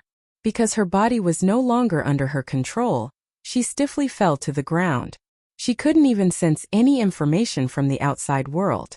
She only felt as if her body was about to be torn apart. The pain was like a sharp knife, ruthlessly cutting through every part of her body. The enormous energy that came out of nowhere was frantically wreaking havoc, flowing towards her dantian. Every time it rushed past, it would tear apart her perfectly fused true power and inner power by an inch. What was going on? Where did this strange energy come from? What was it going to do? She could feel the enormous power slowly corroding her inner strength. Two words suddenly appeared in Hellion Vivian's mind: backlash. She didn't understand why this was the case. However, the current situation was absolutely critical. This power was powerful and domineering, and it was filled with an ancient aura. Very soon there would be a problem with her inner energy. If her inner energy was also completely devoured, then the next one in danger would be her. Thinking of this, Hellion Vivian smiled evilly like a demon. It wanted to devour her? He had to ask her if she agreed or not. Hellion Vivian clenched her fist, and immediately welcomed the strange energy. The two different powers were like two equally strong experts fighting against each other. Gradually, that strange energy actually merged with Hellion Vivian's inner strength. Even the fallen leaves around her seemed to have changed. Bang! A pillar-sized beam of light with a trace of destructive aura surged out like a thunderbolt. It exploded on the front limbs of the demonic beast that wanted to tear Hellion Vivian apart. Ayo! A painful roar resounded through the sky. The demonic beast retreated in pain. It didn't know what happened to Hellion Vivian's body, but that ancient aura made it not dare to take a step forward. It turned around and ran. Hellion Vivian also felt that her own power was different from before. She slowly retracted her palm, but the evil aura around her body didn't dissipate. She saw the white cat looking at her, as if it was in disbelief. You've advanced. Maybe. Hellion Vivian moved her wrist. She felt that her change wasn't as simple as advancing. The white cat looked at her with deep eyes. You can go and kill that demonic beast just now. For warriors like you, the demonic beast's inner core is a great supplement. With its reminder, Hellion Vivian remembered that Yuan Ming wanted her to eat a demonic beast's inner core. Now that Yuan Ming had fallen into a deep sleep, maybe eating a demonic beast's inner core could wake him up. Of course, this was Hellion Vivian's guess. However, Hellion Vivian had always been a person who did things quickly. Since the demonic beast's inner core was beneficial to her, she might as well take it first. Thinking of this, Hellion Vivian immediately jumped and chased in the direction where the demonic beast disappeared. The white cat didn't have any intention of staying here alone. With a kick of its claws, it jumped onto Hellion Vivian's shoulder. One person and one cat cooperated with each other very well. They were both excited to be able to kill a demonic beast. But what they didn't expect was that the demonic beast would meet another person who had just arrived. The demonic beast seemed to be irritated by the continuous appearance of humans. In addition, it had just suffered from Hellion Vivian's attack, so it didn't find any human pleasing to the eye. It didn't have the mood to play games anymore, only full of hunger. The demonic beast opened its mouth at the man who had suddenly appeared, and a louder thunder than before sounded in the sky above the forest. The man lazily looked at the demonic beast in front of him. The sun shone on his pure white clothes and long black hair, giving him a kind of ascetic beauty. His voice was cold, without a trace of warmth. Move aside. Perhaps it was because the man had been in a position of power for too long that even his words had a commanding tone. This made the demonic beast very unhappy. What the hell? Usually, when humans saw it, they would bow down in fear of angering it. But today it met two people, one was more fearless than the other. Roar! The demonic beast raised its head and roared. It stretched out its sharp claws and pounced on the man. Facing such a huge creature, the man didn't even try to dodge. With a pair of deep, calm eyes, he slowly raised his slender and fair right hand. His ivory-white fingers bent, and a golden and red light slowly seeped out, gradually enveloping his entire right hand. The demonic beast immediately felt that something was wrong. Its whole body trembled as it looked at this scene in horror. It quickly retreated, its eyes full of fear. It knew that it couldn't afford to offend this person. It wasn't because of how smart he was. It was because it didn't see the shadow standing behind the man. It was actually the Fire Qilin, the king of beasts, the Fire Qilin, who had such great power to be able to use the Fire Qilin for him. The demonic beast felt an unprecedented regret. If only it had moved aside when the man asked it to. Now how could it escape the Fire Qilin's pursuit? Roar! Another earth-shattering roar sounded. But this time it was much more miserable and vexed than before. With a flash of fire, there was no longer a trace of the demonic beast on the ground. All the beasts in the spirit forest were panicked by this roar. Even the white cat standing on Hellion Vivian's shoulder raised its tail. It didn't know why it felt a strange sense of oppression. Hellion Vivian frowned as she landed on the ground. The surrounding branches swayed back and forth. In the midst of the wind and clouds, a pair of straight and powerful legs walked out from the forest. Then there was a black rose embroidered belt with a gold border. Then there was a face with half a silver mask. Inky black hair hung down on both sides of his face. He carried a strong aura of self-restraint and indifference, like a god from the world of immortals. The Third Prince. Chapter 66. Why would he appear here? Strange, wasn't he walking at the front with Hellion Jiaoer and the other top students? Could it be that the third prince was also lost? Hellion Vivian looked at the incomparably holy man in front of her, and narrowed her phoenix eyes in confusion. The white cat standing on her shoulder revealed its claws, and its eyes were filled with unprecedented vigilance. He didn't know why, but he always felt that this human was very dangerous. Although he looked harmless, there was something wrong with him. As the descendant of the ancient divine beast, he had never felt this way before. Who exactly was this man? Royal. Hellion Vivian broke the silence with a chuckle. Have you seen a magical beast? No matter why he appeared here, the key was to get the magic core. Beligaju faintly nodded. Hellion Vivian's eyes lit up. Then where is it now? I didn't have time to see. Bailey Jiaju unhurriedly opened his mouth. The tone of his voice was indolent and apathetic. When he started to lie, he didn't blush at all.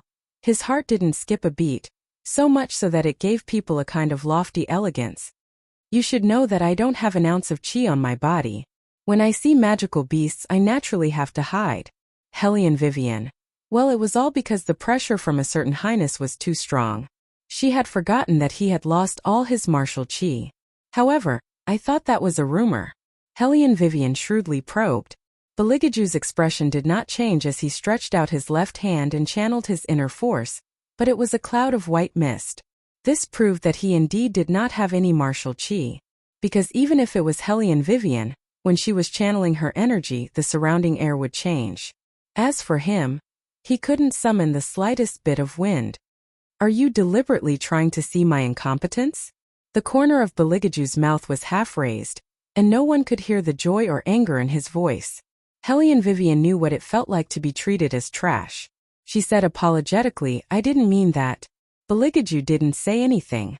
Hellion Vivian didn't know if he was holding a grudge against her, so she decided to leave and continue chasing after the magical beast. You're leaving just like that? The graceful and luxurious voice sounded again.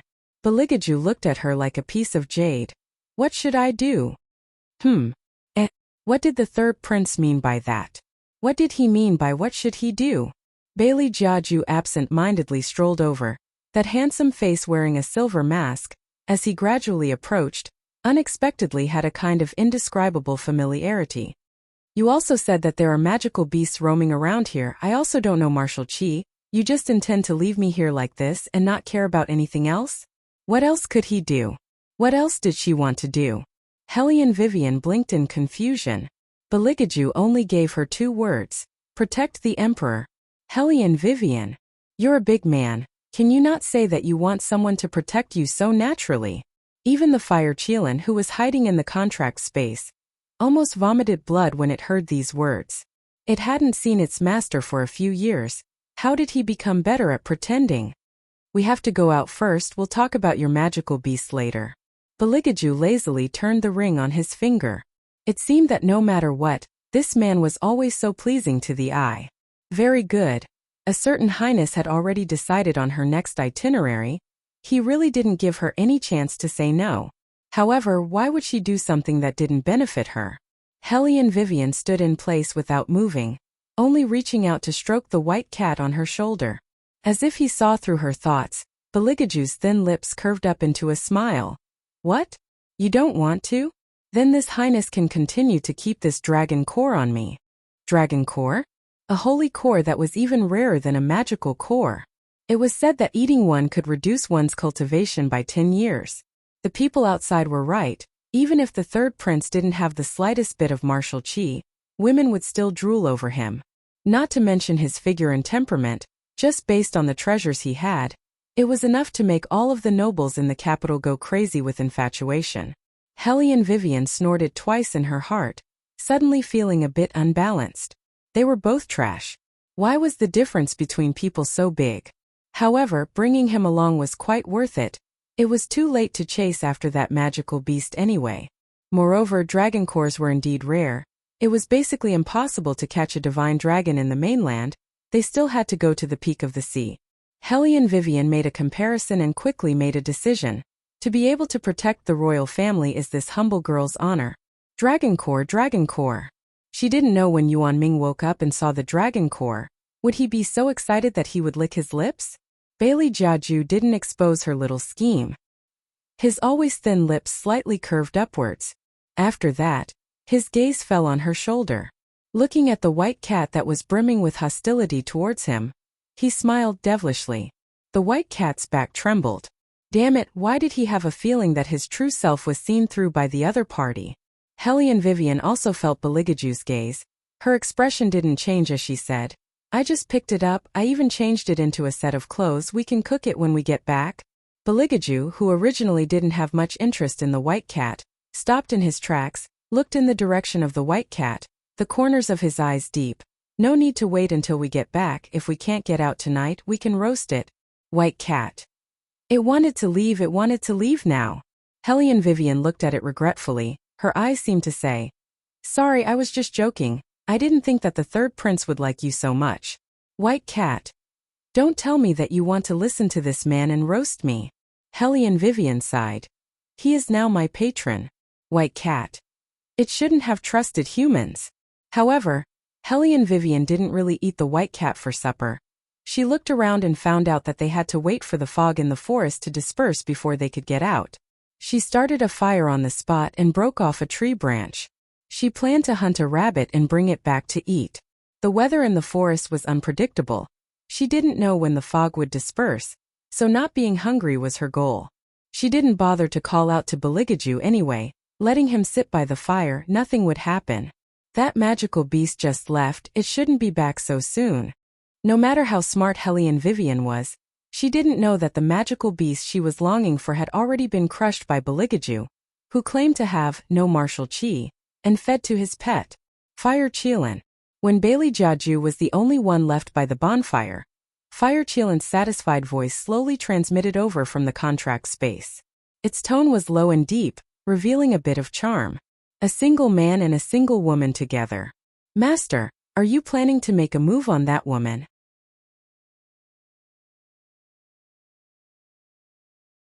Chapter 67. Beligaju's porcelain-like fingers paused as he glanced at it. Even if there's food, it won't be able to shut your mouth. Master, we haven't seen each other in so many years. As soon as you summoned me, you had me come to Spirit Forest. You even wasted a dragon core in exchange for the protection of a woman. Don't tell me you don't have any thoughts about her. The Fire Chelan's evil tone always made people think of elegance.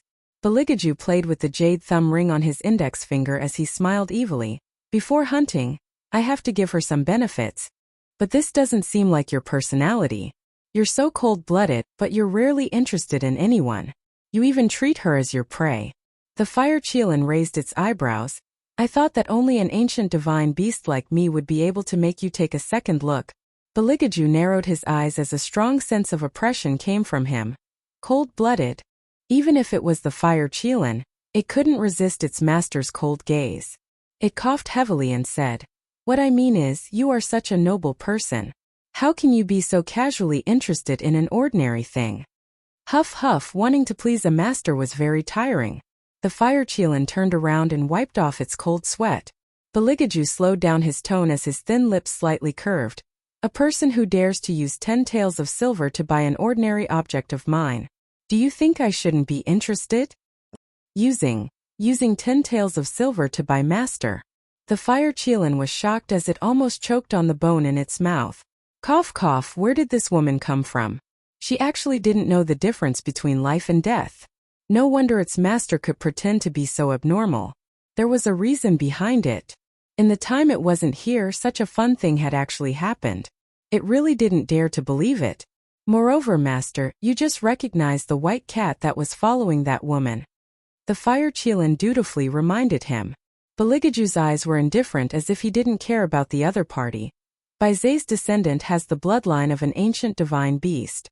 The only prince of the cat clan.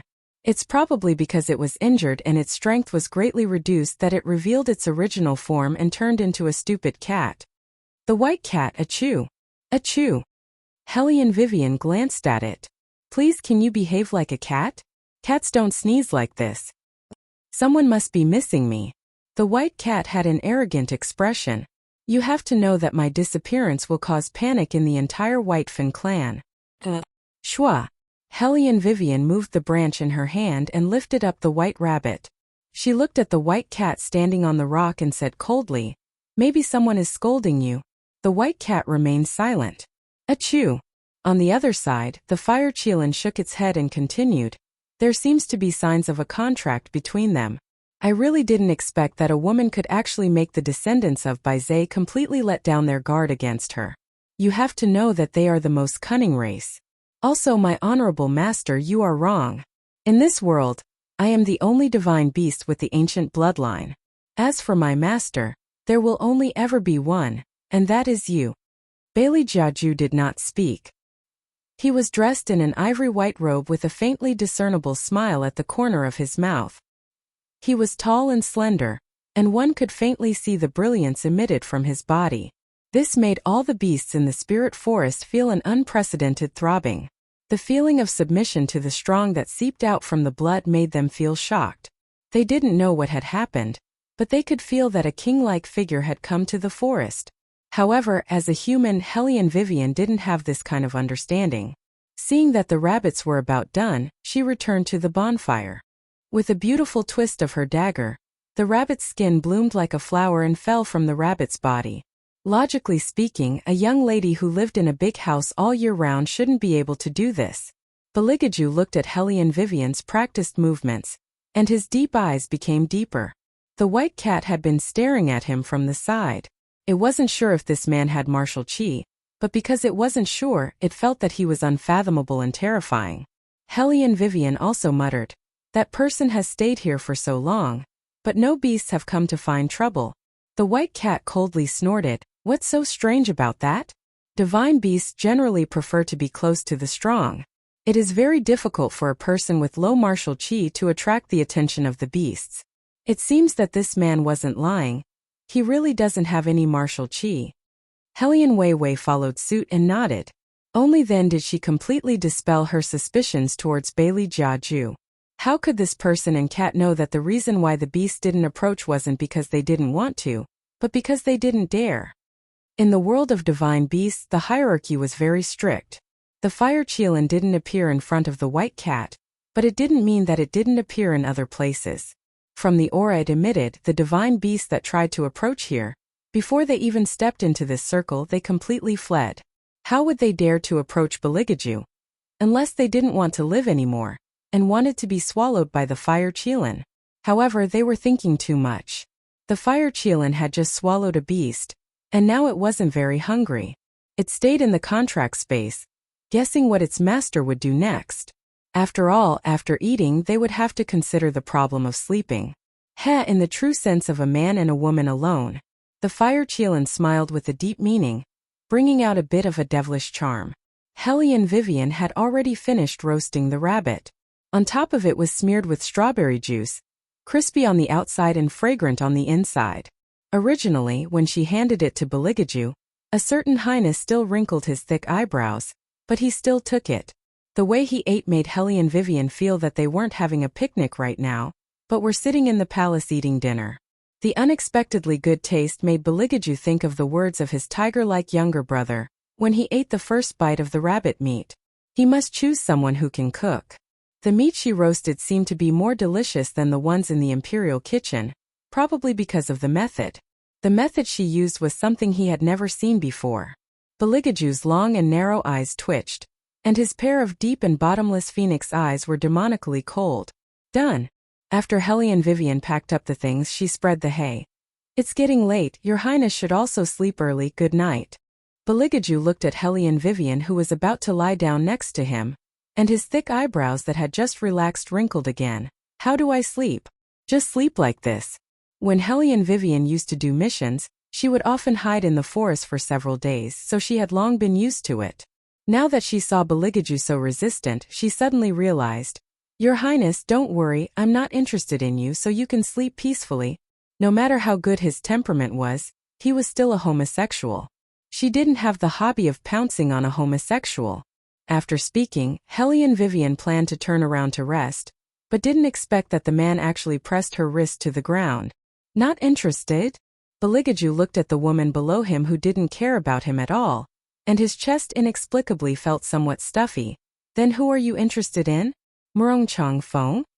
Hellion Vivian didn't know why the always cold third prince would suddenly change his expression, and instinctively resisted his confusing aura, and coldly said, This doesn't seem to have anything to do with your highness.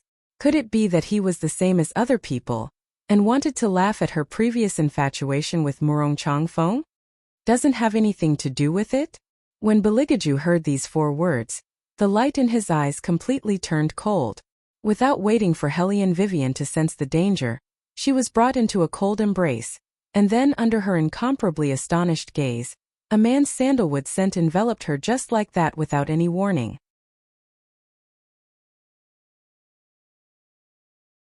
Chapter 68.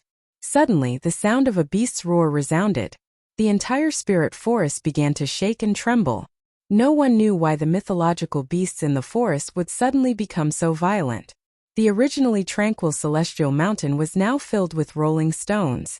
Hellion Vivian subconsciously wanted to stand up, but she didn't expect that he would be one step faster than her. He hugged her and dodged to the side. In those slightly narrowed eyes, there seemed to be a trace of anger. The roars of the magical beasts became louder and louder, as if they were fleeing on a large scale. Hellion Vivian looked at the large stones that rolled past them and frowned. That was close, so the reason why he suddenly pressed against them was because he sensed the danger. She thought that the third prince wasn't gay anymore, and Bailey Jiaju lowered his eyes and looked down at her. His voice was still indifferent, and no emotion could be heard from it. Only then did Wei Wei discover that her own fingertips were unexpectedly grasped in his hand. His fingers intertwined with hers, and the friction created a different feeling. Looking at the face that was so close to her, Hellion Vivian wanted to shake off his hand. Rumble. The earth shook again and stones rolled down. In order to avoid them, Hellion Vivian was forced to lean forward. The tip of her nose bumped into Beligaju's chest. The man's faint sandalwood scent immediately filled her mouth and nose. It was the same as the smell that occasionally came from somewhere in the forest. It was quiet and cold, very hard to ignore. Hellion Vivian thought that he would push her away. After all, the royal family was a man with mysophobia. She didn't expect that he would take the opportunity to hug her. His strong arms tightened around her waist and his forehead pressed against her bangs. His beautiful peach blossom eyes slid past her eyes and landed on her messy neck. His deep eyes slightly deepened. The originally spacious earth suddenly became crowded. Her entire body was affected by the smell coming from his body. It was as if she was being held in his arms. The two of them were too close. Every time they moved, the sandalwood scent on Beligaju's body would follow. Hellion Vivian had nowhere to hide. The pair of indifferent eyes under his silver mask added too many things.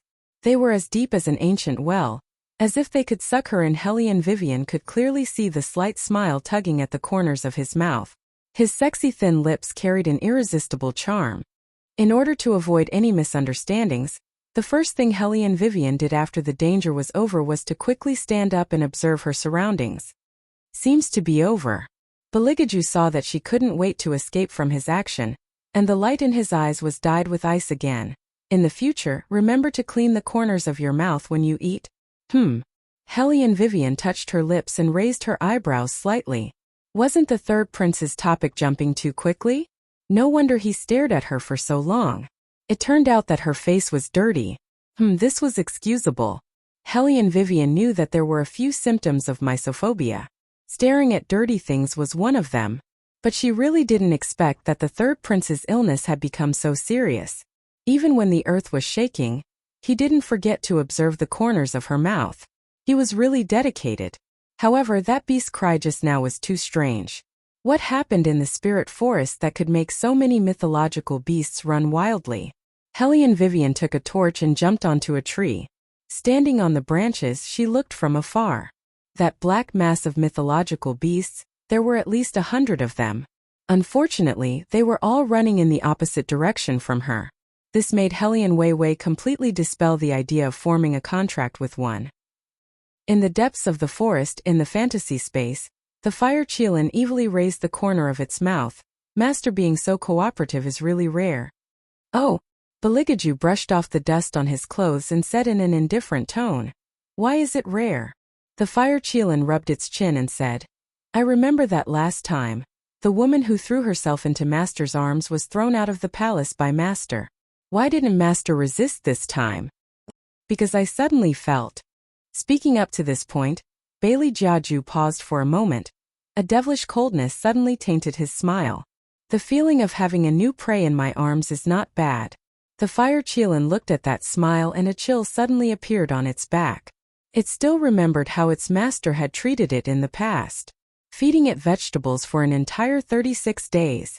Fuck, even the majestic fire Qilin had been abused like this. It didn't know how its master would raise that woman in the future. It couldn't be that he would eat and sleep with her in his arms. Thinking of this possibility, the fire Qilin couldn't help but raise the corner of its mouth. It really wanted to remind its master that even if that woman was black, she was still a human and not a pet.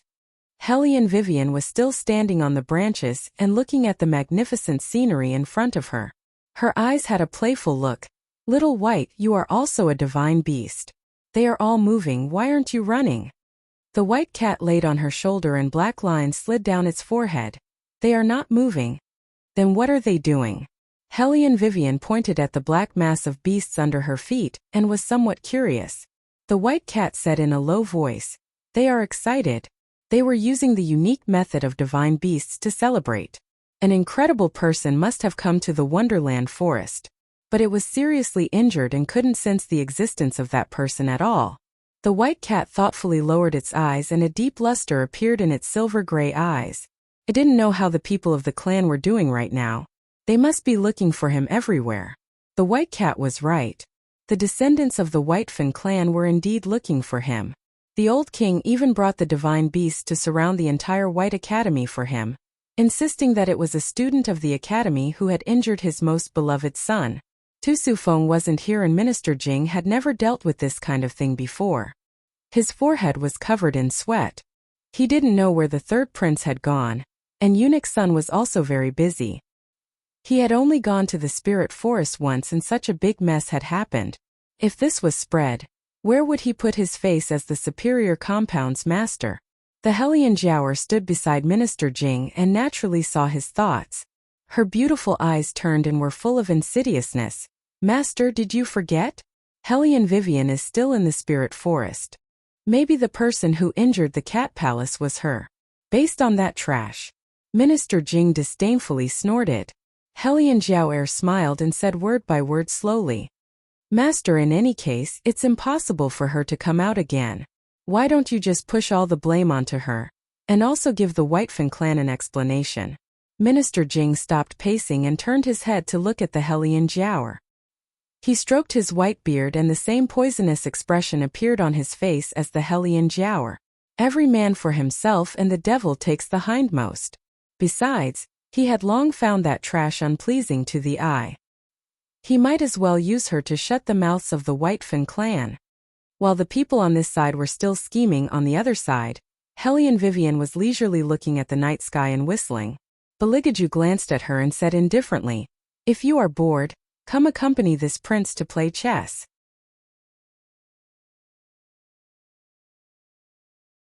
Chapter 69. Helian Vivian glanced back and indifferently refused. "I don't know how to play chess." Beligaju's thick eyebrows wrinkled and with a unique elegance. "Zither, chess, calligraphy, painting, what do you know?" "Seems like I don't know any." Helian Vivian said in her heart that she was a new generation human from the 21st century who played with computers, racing, and firearms. Things like chess and ink were really not suitable for her identity. Beligaju held his forehead with one hand and looked helpless. "How did you get chosen, N?" His N had a special flavor, with the unique sexiness of a man. However, Helian Vivian also wanted to ask herself how she was chosen. According to reason, her master should only be responsible for helping her sign up. "Regarding this question, Your Highness should ask the person who chose me." Beligaju's fingers paused for a rare moment. Then he quickly smiled and said playfully, "You are right. When this prince has time, this prince will ask him why he chose you." Helian Vivian raised her eyebrows. From his words, did he know the person who chose her to enter the palace as a harem or what? Just as she was thinking, a sudden burst of pain swept through her entire body. That strange and tyrannical martial chi appeared again. But this time it was different. It brought along the white cat beside her. Helian Vivian tightly clenched her fists. Large beads of cold sweat slid down her forehead and hit the ground. Her body seemed to be carrying a whirlwind. Countless gases collided with each other, forming a huge transparent barrier. In that barrier an ancient diagram appeared. The white cat and Helian Vivian each occupied one side, emitting a bright light. The contract appeared. The Fire Qilin looked at this scene in shock. Until now, it did not dare to believe that the descendant of the Whitefin clan would actually submit to a woman. A dazzling white light rushed into the sky and then quickly returned, gathering the human and cat together. All of this process only took a few seconds. However, the consequence of signing a contract with the divine beast was that both the human and the cat were unconscious. Beligaju's ink-black eyes, which were originally calm, rippled when he saw the white rose pattern on Helian Vivian's wrist. As a prince he was very familiar with that kind of mark. The Phoenix Maiden that the 4 great clans had been searching for. They had never been willing to submit to others. Since more than 10 years ago they had been planning to seize the throne. Especially when the priests predicted that there would be a Phoenix Maiden in this world, their ambition grew. They wanted to use the name of the Phoenix Maiden to threaten the royal family. Therefore, they arranged for their own descendants to infiltrate the White Academy one by one, to protect the Helian Jiao. This was so that when the Phoenix Girl appeared one day, they would be the first to see her. Who would have thought that the real Phoenix Girl was not the world's most talented girl who only had looks. Instead, he was the most inconspicuous good-for-nothing of the defense division. Master, obviously Fire Qilin also saw the pattern that appeared because of signing a divine beast contract. Its eyes darkened. "I will kill." Fire Qilin did not say the words, "kill her." Beligaju looked at it. That gaze was extremely cold, as if it could cut through people's bones. Fire Qilin's chest rolled, and its claws were in pain. "Master." It had not forgotten the fire in the Ghost Palace. The royal family's power was declining day by day. It was all because the current emperor was not good enough, and the retired emperor was old. Even though the deterrence was still there, the 4 great clans were not as docile as before. If it was not for the fact that its master had not fully awakened yet, their methods would not be enough. However, its current master did not even have his past memories. His strength had only recovered 1/10, not to mention awakening. That year it spent a lot of effort to find its master. It had gathered all the sacred tools with great difficulty, all because it wanted to awaken its master who was sleeping in the human body. In the end, the stupid 4 great clans actually burned all the sacred tools. Not to mention that its master was seriously injured. It had no choice but to leave its master temporarily. This was because the master-servant contract had a strong backlash ability. Once the contractor's strength was lower than that of a divine beast, they would suffer an extremely strong backlash. Generally, the master who signed a master-servant contract with a divine beast would be stronger than the divine beast. Otherwise, they would not be able to resist the backlash from the contract. This was a principle that only divine beasts like them knew. That was why it left at that time. It was so that its master could survive and slowly recover. No one knew how excited it was when it was summoned by its master again, because that would mean that the real master would awaken soon. Although the woman in front of it did not show any danger, no one could guarantee that she would not be used by the 4 great clans in the future. It did not believe in the ridiculous divination of humans, but it would not allow anyone to hinder its master's awakening in any way. Qilin, I will say it again. She is my prey. As if it saw through Fire Qilin's thoughts, Beligaju's cold demonic voice sounded again. There was no longer the holy indifference in front of people. Instead, it was replaced by an oppressive aura that made even divine beasts tremble. Fire Qilin was the leader of divine beasts. Once it recognized its master, it could only obey. What's more, if it was not for its master, it would not exist. Yes. Fire Qilin lowered its head and glanced at the direction of the human and cat. They also signed a master-servant contract. Master, it seems that the legendary good-for-nothing is not a good-for-nothing. However, this was not good news for that woman. That's right, when humans subdued divine beasts, they would sign a contract with them. However, most of the time they would only sign ordinary contracts. The master could command the divine beast, but the divine beast could not resist the master. If one wanted to sign this contract, they could do it when the divine beast was not paying attention. But the master-servant contract was not that simple. It was half dangerous. Unless the master had unpredictable martial qi, no one could subdue the cat race descendant of Baizhe. But it did not feel that this woman had much martial qi. Could it be that there was some kind of enormous power sealed in her body? But even if there was something sealed in her body, she could not just sign the master-servant contract so recklessly, because she could very possibly be devoured by the power of the descendant of Baizhe. Now she was in an extremely dangerous situation. If she did not have a way to resist that power, then she would lose her life here today. Fire Qilin's eyes sank. It seemed that it did not need to worry that this woman would affect its master in the future, because today it was very likely that she would not wake up again. Even if she woke up, all of her intelligence would be devoured and she would become a complete fool.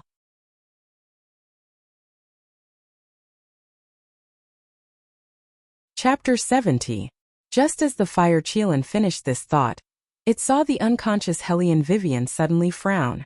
Her body trembled slightly as if she was in great pain. However, what it didn't expect was that its honorable master actually walked over with a cold expression. Without saying a word, he flipped his palm and grabbed Hellion Vivian's wrist. He inhaled and exhaled true qi and sent it into her body. The Fire Qilin's expression changed slightly, but it didn't say anything. Just now, its master's meaning was very clear. She was his prey, so her life and death were up to him. The gale gradually subsided. Beligaju's indifferent side profile was still perfect, but his eyes were flickering. 2 forces? He knew that the restless force belonged to the Whitefin clan, but what about the other force? It was so simple and huge. It was indescribably familiar. Beligaju carefully looked at the face of the woman in front of him. The depth in his eyes slowly rotated. However, in the next moment, this depth suddenly disappeared where his gaze landed. Gradually it became meaningful. Hellion Vivian's entire body was soaked in sweat because of the pain.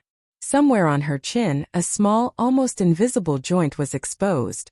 It was completely different from her usual skin color. It was so white that it made people wonder if they were seeing things. Beligaju stared at her chin and slowly extended his slender fingers. The first thing he touched was her lips. Warm, soft, and the touch was better than he had imagined. It turned out that not all women could make him feel disgusted. Beligaju's deep eyes paused for a moment. His ivory-like fingertips slowly moved down, slowly cruising around her jaw. After his fingers touched that joint, Beligaju stared at Hellion Vivian even more deeply. Ripples of light flowed and his fingers moved slightly. The jet-black color followed his movements and gradually faded away. A stunningly beautiful face appeared in front of him just like that. The moonlight gently shone on her face. Her jet-black eyelashes were as thick as a crow's wings. Her delicate nose was straight, and her lips were red without any makeup. Without the contrast of her bright phoenix eyes, she still made people feel that she was dazzling. She seemed to be enduring the pain of being slightly drunk. Her eyebrows were slightly knitted, but she was more beautiful and mysterious than any woman he had ever seen. Looking at her, Beligaju didn't feel any discomfort. His mind naturally overlapped this face with those eyes that were sometimes smiling, sometimes angry, and sometimes angry. It was her. This was the real her. Only she dared to pinch his chin and say that he was unsatisfactory. It seemed that this little thing who didn't admit defeat was full of secrets. In the past, he had enough patience to hunt her down, so he didn't mind this. But now, for the first time, Beligaju felt that being beautiful wasn't a good thing. This kind of face should attract more covetous eyes. Beligaju's eyes deepened. He didn't know what method he used, but his fingertips moved left and right. Hellion Vivian's face turned even darker than before. Fire Qilin didn't have time to recover from the shock just now. It was confused by its master's actions. Master, don't you think that it would be better to keep a better-looking pet by your side? Now that it had turned into a black coal ball, it wasn't very beautiful. Fire Qilin regretfully shook its head. Beligaju didn't say anything. His expression carried a bit of satisfaction. At this time, Hellion Vivian was struggling to fuse the power in her body. With the experience of the first fusion this time, she took advantage of the fact that the ancient power was fading away and swallowed it all in one breath. Soon the fusion was complete. The pain in her body and the poison from the magical beast dissipated like smoke at this moment. Hellion Vivian was overjoyed. She was about to carefully check her martial chi. Suddenly, she felt an itch on her face. After the contract was completed, her external senses finally returned. As an ace agent, before she even opened her eyes, she instinctively threw a punch at him. This punch was also the most dangerous because this was an instinct that she had trained for many years. It was obviously a fight to the death. No one had ever been able to escape unscathed after injuring her, unless she didn't have the strength to fight back. However, what she didn't expect was that her punch with all her strength was like hitting cotton. It was soft and there was no reaction. What was going on? This wasn't right. Hellion Vivian was full of suspicion. She suddenly opened her eyes. When she saw the noble person in front of her, she realized that she wasn't on a mission, but in an ancient forest. Only wasn't the third prince's posture a bit too strange? Could it be that there was something dirty on her face that he didn't like? Hellion Vivian subconsciously became alert. Your Highness, why are you so close? Beligaju was as indifferent as before. Of course I'm looking at you. If he wasn't looking at something dirty, then he was looking at her? Hellion Vivian was immediately struck by lightning. What are you looking at me for? I'm not that good looking. What was there to look at with such a black face? Wait, he couldn't have discovered something, right? Hellion Vivian suddenly froze. A bolt of lightning struck her from the top of her head to the soles of her feet. She didn't care about etiquette anymore. She immediately turned the dagger in her hand towards the fire, using the blade as a mirror. Good. Her face was still black. But, was it just her imagination? Why did she feel that she was even darker than when she entered the spirit forest? Hellion Wei silently twitched the corner of her mouth. She wholeheartedly thought about making more facial masks in the future to recuperate, so she didn't notice that behind her, Bailey Dongbing's playful arc, although very faint and very quick, was truly there. The Fire Qilin saw all of this and silently mourned for a certain woman. It never knew that its master liked dark-skinned women. It seemed that those ministers who sent women to the palace wouldn't have any effect. In this world, there really wasn't a second woman darker than Hellion Vivian. Can you put down the dagger in your hand first? When the white cat woke up, the first thing it thought was that Hellion Wei was going to commit suicide by cutting her veins. When it wanted to say a second sentence, it suddenly discovered something. Its eyes suddenly widened as it muttered in disbelief, "You actually really made a contract with me. I thought you wouldn't succeed." Contract? Hellion Vivian's eyes flashed. After connecting the dots, she seemed to have understood something. She faintly looked at the white cat. "Don't tell me that the power that almost took my life just now came from you." The white cat coldly said, "It was you who said that you wanted a contract with a divine beast. Our White Fin clan's descendants are most particular about repaying kindness. Then why didn't you repay me with your body?" Hellion Vivian flicked its tail. The white cat's entire body stiffened as a dark red color appeared on its face. This woman really wanted to marry it that much. Then when it saw father and the others, it would have them prepare a betrothal gift. The white cat lightly coughed twice, but it couldn't suppress the faint smile on its face. And this kind of scene fell into Beligaju's eyes.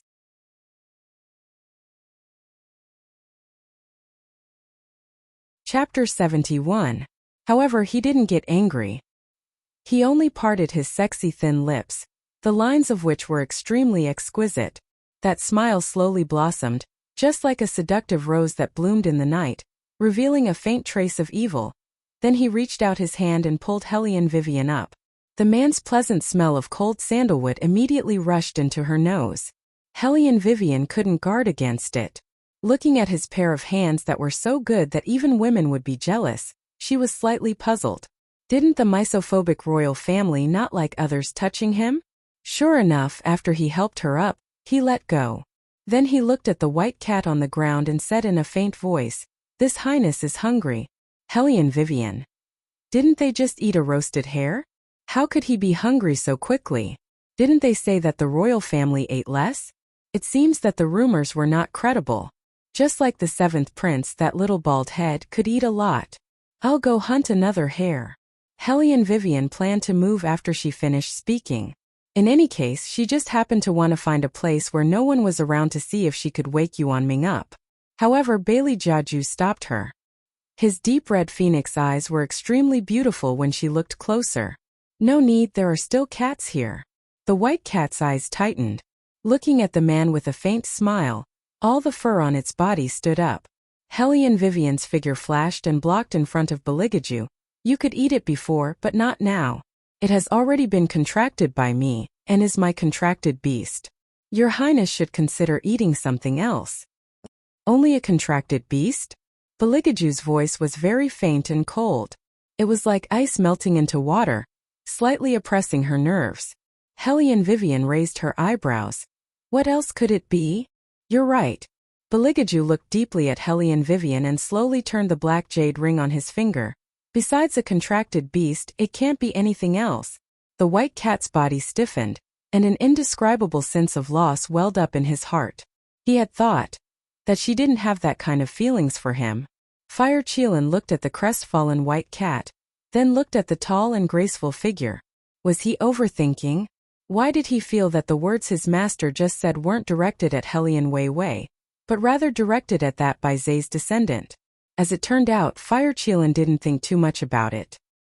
He really did understand His Highness' style very well. Beligaju had always been devilishly scheming. He clearly knew how to get rid of a stray cat's unwanted thoughts.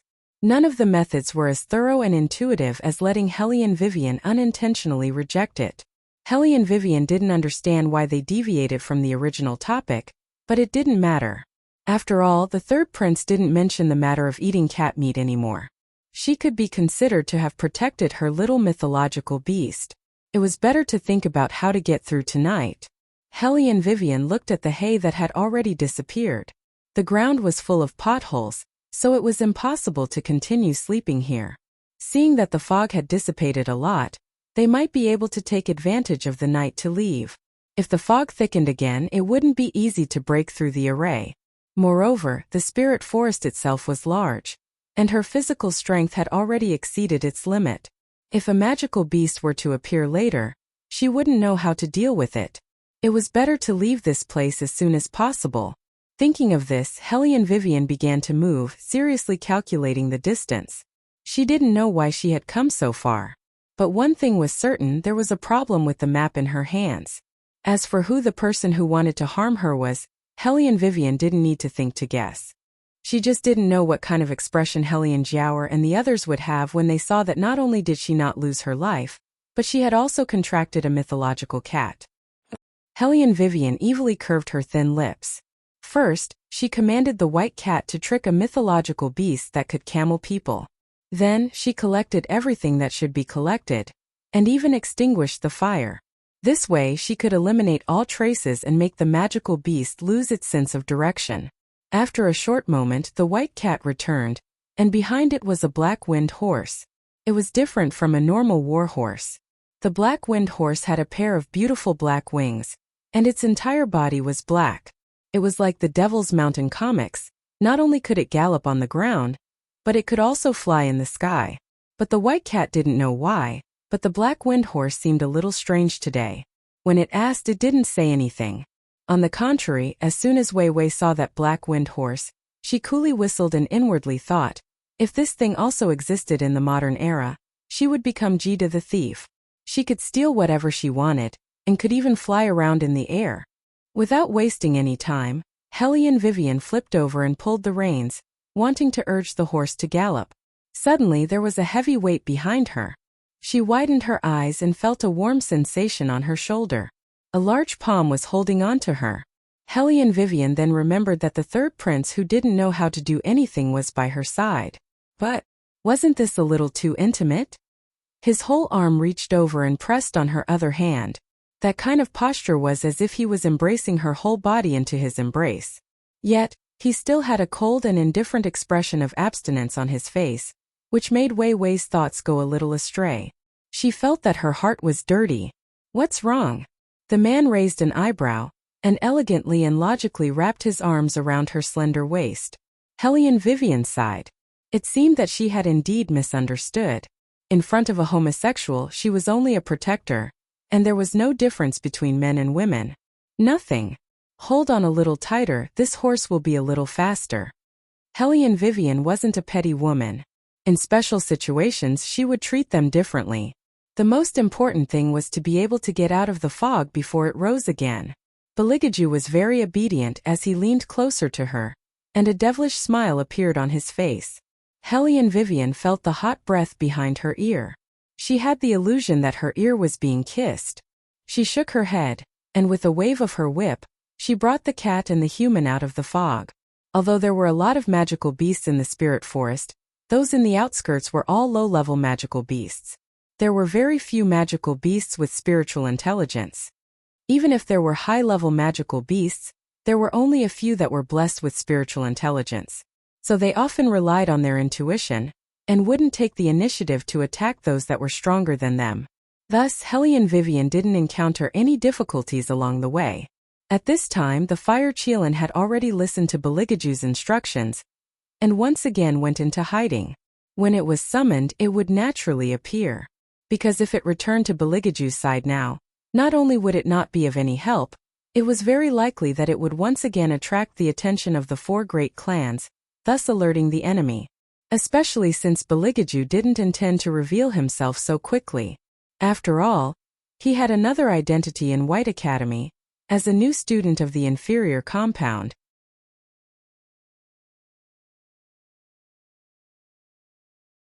Chapter 72. You still haven't found the master? Eunuch's son was about to go crazy. He grabbed a scout and asked with a sharp voice. He hadn't rested for an entire night, so his eyes were bloodshot. Minister Jing, who had just finished negotiating with the Whitefin clan, came over and tried to comfort him. Eunuch's son, don't worry. The third prince will be fine. I have already sent the most outstanding students of the academy to find him. We will receive the news after daybreak. How can I be at ease? Eunuch's son stamped his left foot and said all the things he shouldn't have said in a panic. The master's body doesn't have the slightest bit of martial qi. He disappeared in the spirit forest just like that. How many magical beasts are there? It's already been a night. If we still don't find the master. He really didn't dare to imagine what would happen. We will definitely find him. Eunuch's son, don't worry. Minister Jing looked at the old eunuch who was spinning like a top. His mouth was still comforting him, But his heart was somewhat disdainful. So the rumors were true. The third prince, who was once known as the #1 young master under heaven. He couldn't be compared to before. A prince who didn't even have martial chi. No matter how powerful he was in the past, he was now nothing more than a waste. It was said that even the fire Qilin had abandoned him and hid in the deep mountains. If there was a chance, he really should talk to the air and let him go to Kunlun Mountain. Maybe he could contract the fire Qilin back. Minister Jing's wishful thinking was just in time. Suddenly, he heard the sound of a horse's hooves coming from a distance. A graceful, pure black shadow with a strength that seemed to be able to crush all the dust in its path opened its wings and descended from the sky. It stood straight in front of him. Even the experienced and knowledgeable Superior Institute elder couldn't help but be shocked by this scene. It was the most difficult to catch divine beast in the spirit forest, the black wind horse. How could it appear here? And the person riding it, Minister Jing's gaze moved up. When it fell on the small face with a bit of a ruffian, his pupils suddenly tightened. Hellion Vivian. She was actually still alive. Minister Jing's whole body shook, and he abruptly took a large step back. Back then, he had chosen to join forces with his disciple and participate in this plan because he believed that Hellion Vivian would definitely not be able to walk out alive. Because that map's final destination was a forbidden area in the spirit forest that no one dared to enter. Not only were there man-eating magical beasts there was even a fog that didn't disperse all year round. Even if it was a third-year student from the superior compound, they wouldn't be able to escape if they were trapped there. What's more, he was a good-for-nothing who didn't know anything. Therefore, in Minister Jing's mind, Hellion Vivian should have already become a corpse. And now, not only did she not die, she actually appeared in White Academy riding on a black wind horse. This made Minister Jing, in addition to being astonished, feel a strong sense of guilt. Because he was too guilty, Minister Jing didn't even see the person behind her clearly. He dragged a small servant over and told him to go find Hellion Jiaoer. Since Hellion Vivian was still alive, then he would make full use of her and let the Whitefin clan bring her back to be dealt with. So that if there were any changes in the future, the matter of him abusing his authority for personal gain would be exposed. Master Jing seems to be very surprised to see me appear here. Hellion Vivian nimbly flipped down from the horse and stood beside the black wind horse. She stroked the horse's head with one hand, and the corners of her mouth held a devilish smile. It was that kind of smile that made Minister Jing lose all confidence. He was even more determined to push Hellion Vivian out to block the muzzle of the gun. But following Hellion Vivian's movements, the other figure on the horse's back made him feel an indescribable tremble. Was it the third prince? How could the two of them be together? Eunuch Sun also saw Beligaju. His old eyes were brimming with tears as he pounced over. Master, you finally returned. You really made this old servant worried to death. Beligaju's eyes didn't have the slightest ripple. He only sat on the horse's back and raised his eyebrows. The seventh prince, who wasn't even 5 years old, strode over with his small and thick legs. Eating a meat bun, he looked up. Brother, how did the two of you get together? What the seventh prince said is right. Minister Jing interrupted with a face full of worry. His words misinterpreted Little Bald Head's meaning. Your Highness should find an outstanding student to accompany you. This way your safety can be guaranteed. If something were to happen to you, this old man would be worried to death. Fortunately, you both came out safely. As he spoke, he looked towards Hellion Vivian. Was it this black wind horse that brought you out? It seems that you haven't contracted with it yet. How could it be willing to carry you? Minister Jing could be considered as a senior who had stayed at White Academy for many years. He was very clear that these mythological beasts that lived in Spirit Forest were much more arrogant than magical beasts. As long as it wasn't a contracted person, they wouldn't allow anyone with strong martial chi to be ridden. Hellion Vivian shrugged her shoulders and turned to look at Beligaju. Her meaning was to say, you're so smart, I'll leave it to you to deal with. Bailey Jiaju received her gaze and looked down at Jingwu Wang, who was standing below the horse. His pair of deep eyes were like waves of light, faintly cold and alienation mixed within. It seemed that at any time he could emit an astonishing martial chi. Being looked at like this, Minister Jing's heart inexplicably trembled. Looking at Beligaju again, he saw that his thin lips were still pale. Although his black eyes were deep, no matter how he looked at it, he still had the appearance of someone who had been seriously injured. Minister Jing frowned and shook his head. He had seen wrongly just now, absolutely wrongly. Although everyone wanted to get the third prince's guidance, no one could change the fact that the third prince was already crippled. How could a crippled person have an aura that made him, a middle-stage golden-class person, tremble in fear? It must be because the third prince had been in a high position for too long. Just like yesterday when he saw him for the first time, he also felt a chill run down his back. Minister Jing was thinking this in his heart when he suddenly heard Beligaju's indifferent voice open his mouth. In that voice there was a trace of a demonically cold smile. Since the great master wants to meddle in this prince's affairs, this prince can say a few words in front of Imperial Grandfather on your behalf. He will let you enter the palace and cleanse your body, then you can replace Eunuch Sun's position. In other words, that part of your body will be destroyed, and you will become a eunuch. Hearing this, Minister Jing's forehead suddenly broke out in a cold sweat. Hellion Vivian looked at his pale face and couldn't help but look at Beligaju again. She had to say the third prince was really bad enough. For caddies to 1,000 tails, hitting the snake where it hurts. With just a few words, he was able to block Minister Jing until he was on tenterhooks, sending him into the palace to replace Eunuch Sun's position and so on. He was simply black-bellied to the extreme. No wonder even though he had lost his martial chi, no one dared to be disrespectful to him. Because from beginning to end, the sense of danger that this man brought made everyone not dare to lower their guard. If he still had that amazing martial chi like before, the current power structure of the War Dragon dynasty would not be like this. However, the third prince was really smart. He knew that she didn't want people to know what happened to her in the spirit forest, so he didn't mention a single word. It seems that Great Master Jing doesn't have any more questions, then I will leave first. Hellion Vivian indifferently swept a glance at Minister Jing, whose face had turned green. Just as she was about to leave, she was blocked by a group of guards who had appeared out of nowhere.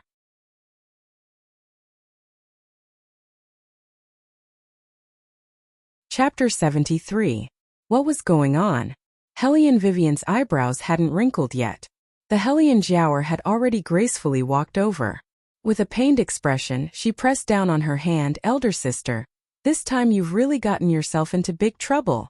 Gotten into trouble? What trouble did I get into? Hellion Vivian smiled evilly. She wanted to see what the Hellion Jiaoer was up to this time.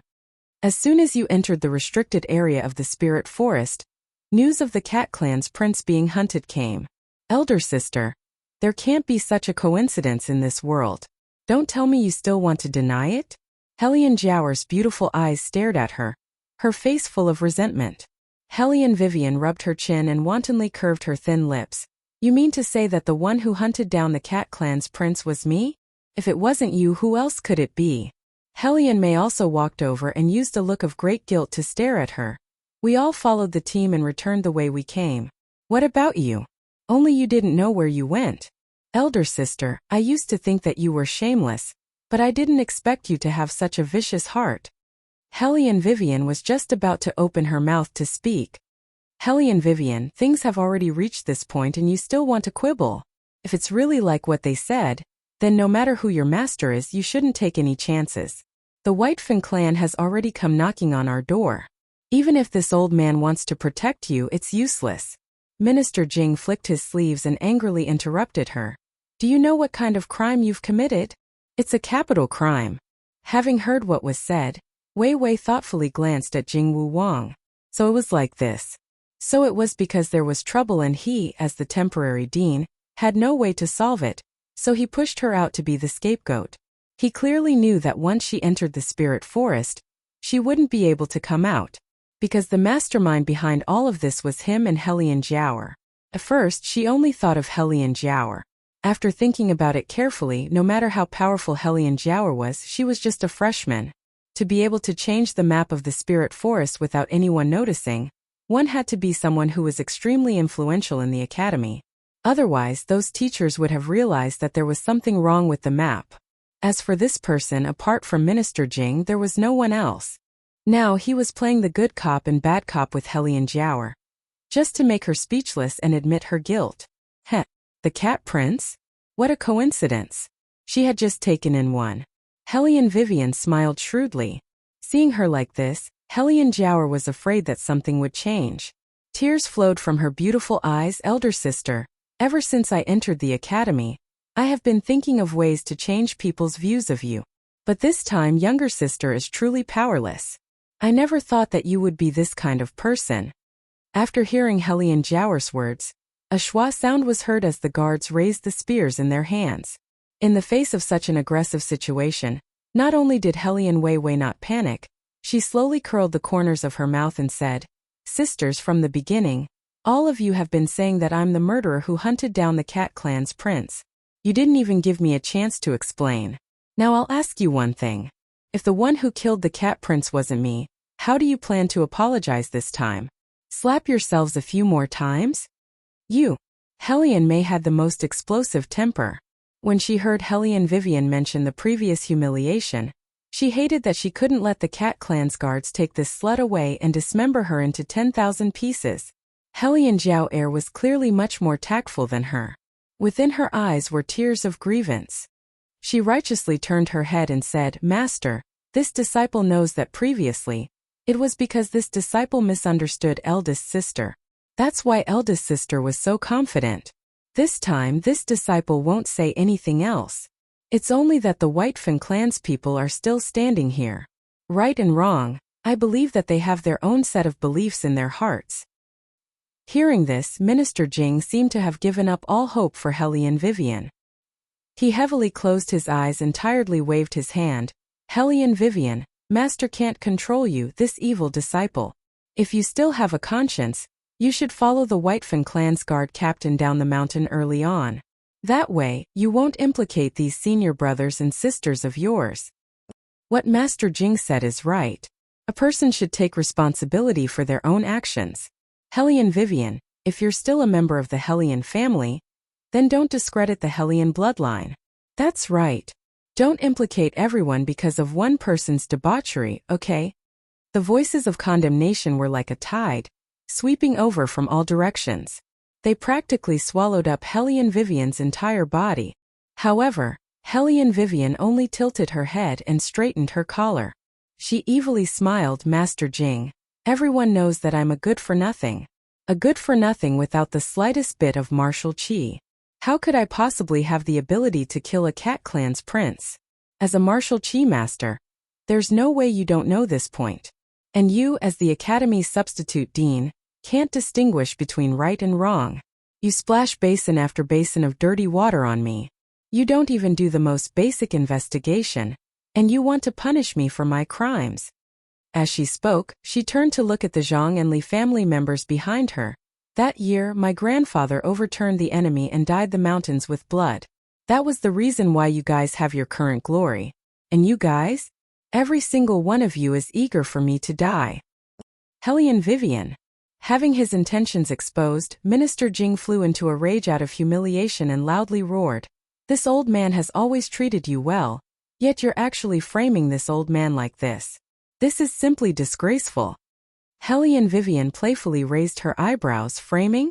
Master Jing, from the very beginning, you didn't take out any evidence to prove that the person who killed the Cat Clan's prince was me. If we're talking about framing, then it should be you framing me.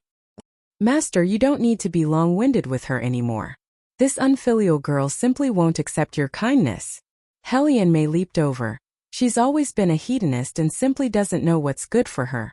If we're talking about evidence, doesn't she also have no evidence to prove herself? Moreover, at that time we all came out of the spirit forest. Only she didn't follow the directions of the map. It's clear that she did something shameful. When Hellion Vivian heard this, her thin lips suddenly hooked up. "Younger sister, who told you that I don't have evidence to prove my innocence?" "What?" Hellion Mei was stunned. Even when Hellion Jiaoer heard this, her complacent smile also froze at the corner of her mouth. Impossible, she couldn't possibly have any evidence to prove her innocence. Since they dared to pin a crime on her, it was because they had already arranged everything in the academy. Even if the teachers were to detect something, they would remain silent and absolutely wouldn't testify for this slut. Then where did the evidence she spoke of come from? "Xiaobai, come out." Hellion Vivian's voice was very light, but it revealed a chilling coldness. Come out and tell them what the truth is.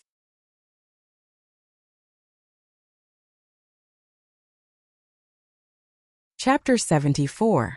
Who was she talking to? Everyone looked at each other in confusion. Looking at such a calm and composed Wei, Helian Jiao Er's heart suddenly welled up with uneasiness. But before she could speak again, a cloud of white mist rose from Helian Vivian's shoulder, slowly transforming into a white cat. When the students in the academy saw that white cat, they were still puzzled, but those White Fan clan guards standing at the side all widened their eyes, their faces full of disbelief. They all shouted out a name, "Your Highness?"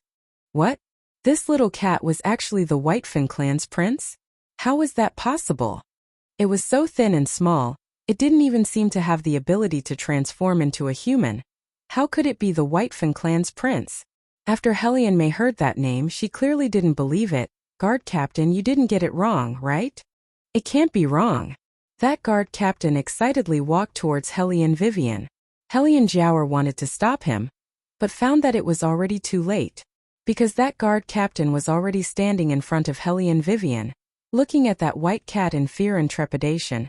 Your Highness, how did you become like this? Even its true form was revealed. The white cat swept the crowd around, its voice cold. Who asked you to send troops? And who told you that she was chasing after this prince? If it wasn't for Vivian, this prince would have already lost his life to the magic beasts. And you still allowed yourself to be used by others to capture the benefactor of my White Fan clan, simply stupid. The guard captain was scolded until his face was ashen. He didn't even dare to refute.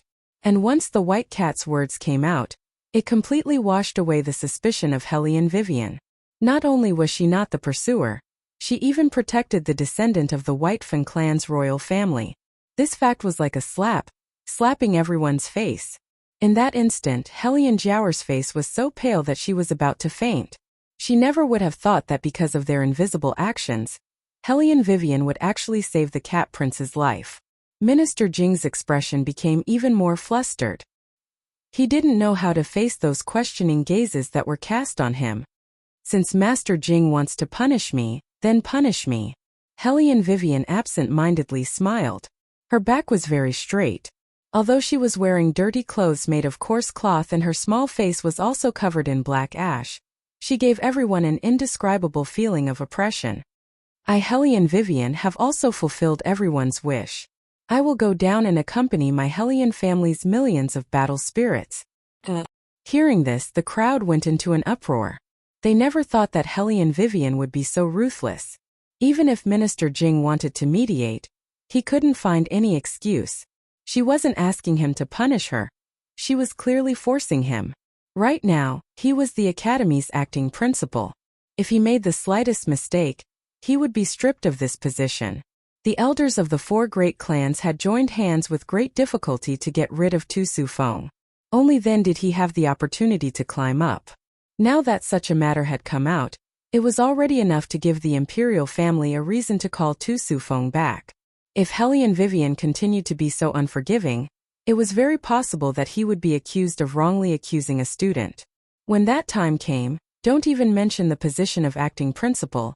Even his title as the Superior Compound's Great Master could possibly be revoked. When Murong Changfeng rushed over, he saw this scene. He set his gaze on the girl standing in the middle of the crowd. He always felt that her lonely and stubborn figure was somewhat dazzling.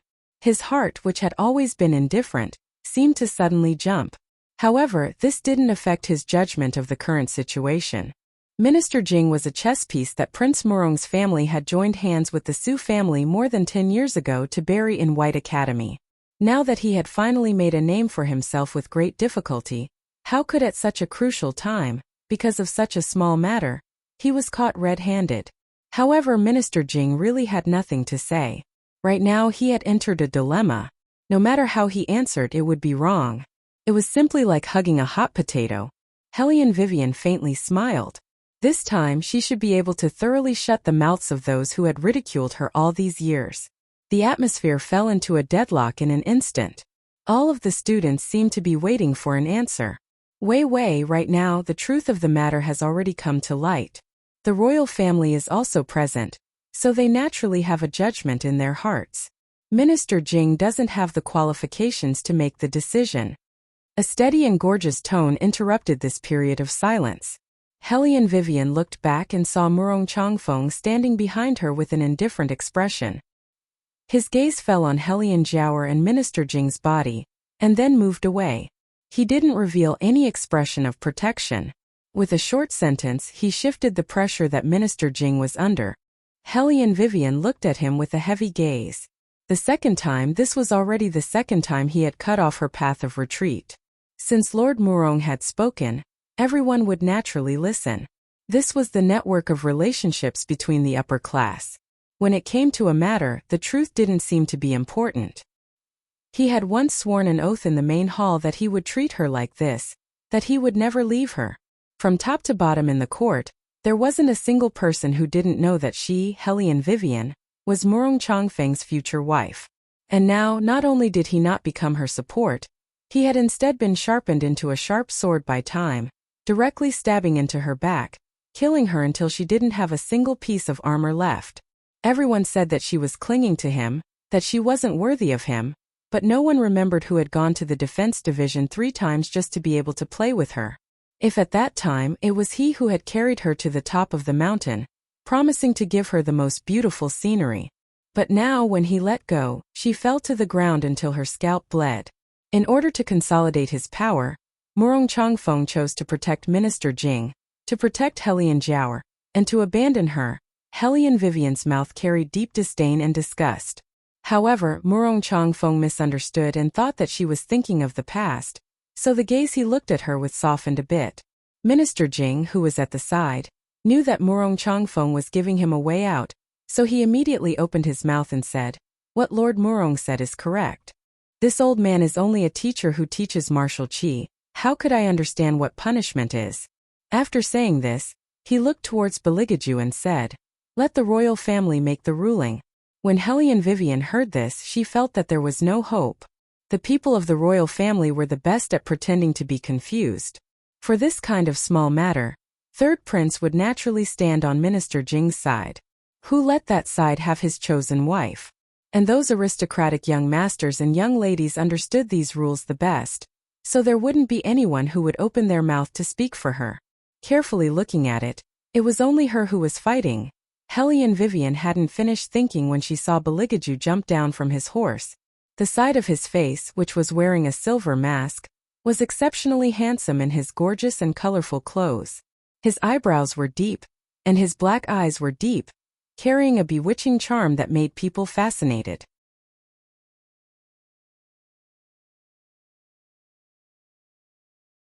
Chapter 75. Let this highness decide? Beligaju looked at her. His long and narrow eyes flashed with an indifferent light, as if this matter had nothing to do with him. Then it's a capital offense. Capital offense? Hellion Vivian clenched her hands. What a good third prince to be so ungrateful. The rabbit meat she roasted in Spirit Forest was all fed to the dogs. He really didn't have a bit of conscience. Wait a minute. Hellion Vivian raised her eyebrows. He said capital offense. Why did he reach out his hand towards her? Don't think that because his hand was good-looking, she would forgive him. Wei Wei's eyes flashed with hatred as she lifted her head. Originally, she wanted to give the other party a slap, but instead, her entire body fell into that man's pair of eyes that were as deep as an ancient well. That pair of eyes seemed to carry a magical power, as if it could suck her in. Hellion Vivian stared blankly. Didn't he want to sentence her to death? Why did he want to help her up before she died? She thought that this third prince was too good at conducting himself.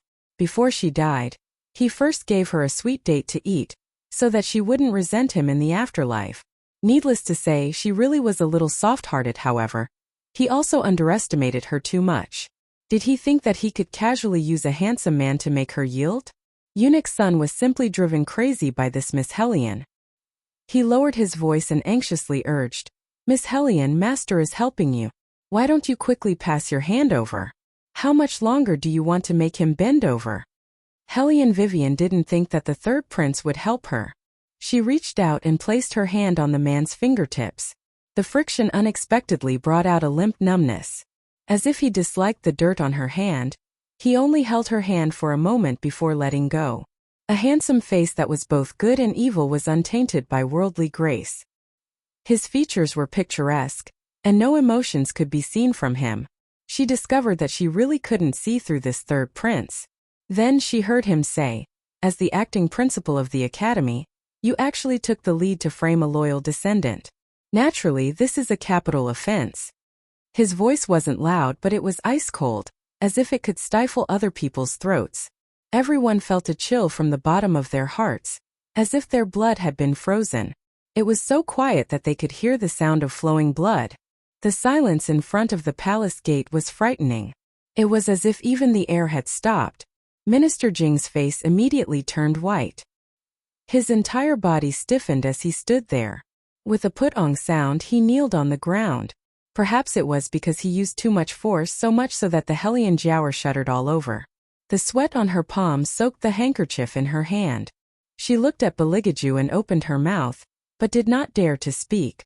Murong Changfeng didn't think that things would reach this point. His handsome face clearly showed a trace of astonishment. He had never thought that the third prince, who had always been indifferent to the point of being mysterious, would actually interfere in this matter. Moreover, the moment he interfered, he gave them a fierce blow. Murong Changfeng wanted to refute, but he couldn't find an excuse. Framing a loyal descendant. With such a big accusation, no matter how many people there were, it was still a capital offense. Hellion Mei was the only one who didn't know how to read people's expressions. No, it wasn't that she didn't know how to read people's expressions. It was better to say that she did not believe that the high and mighty third prince would help a piece of trash. "Your Highness, didn't you say something wrong? How could the person who should be sentenced to death be Master Jing?" Hellion Mei angrily pointed at Hellion Vivian. It's clearly this woman, harboring unfathomable motives. She saved the Cat Clan's prince but didn't say anything.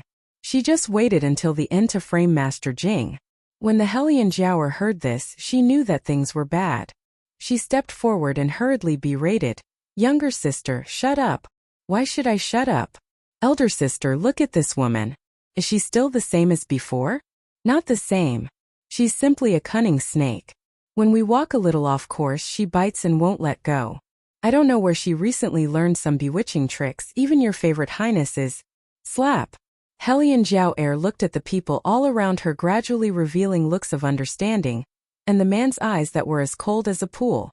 She couldn't hold it in any longer and ruthlessly slapped Hellion Mei's face. This slap not only made Hellion Mei stare blankly at once, even Wei Wei unexpectedly raised her eyebrows.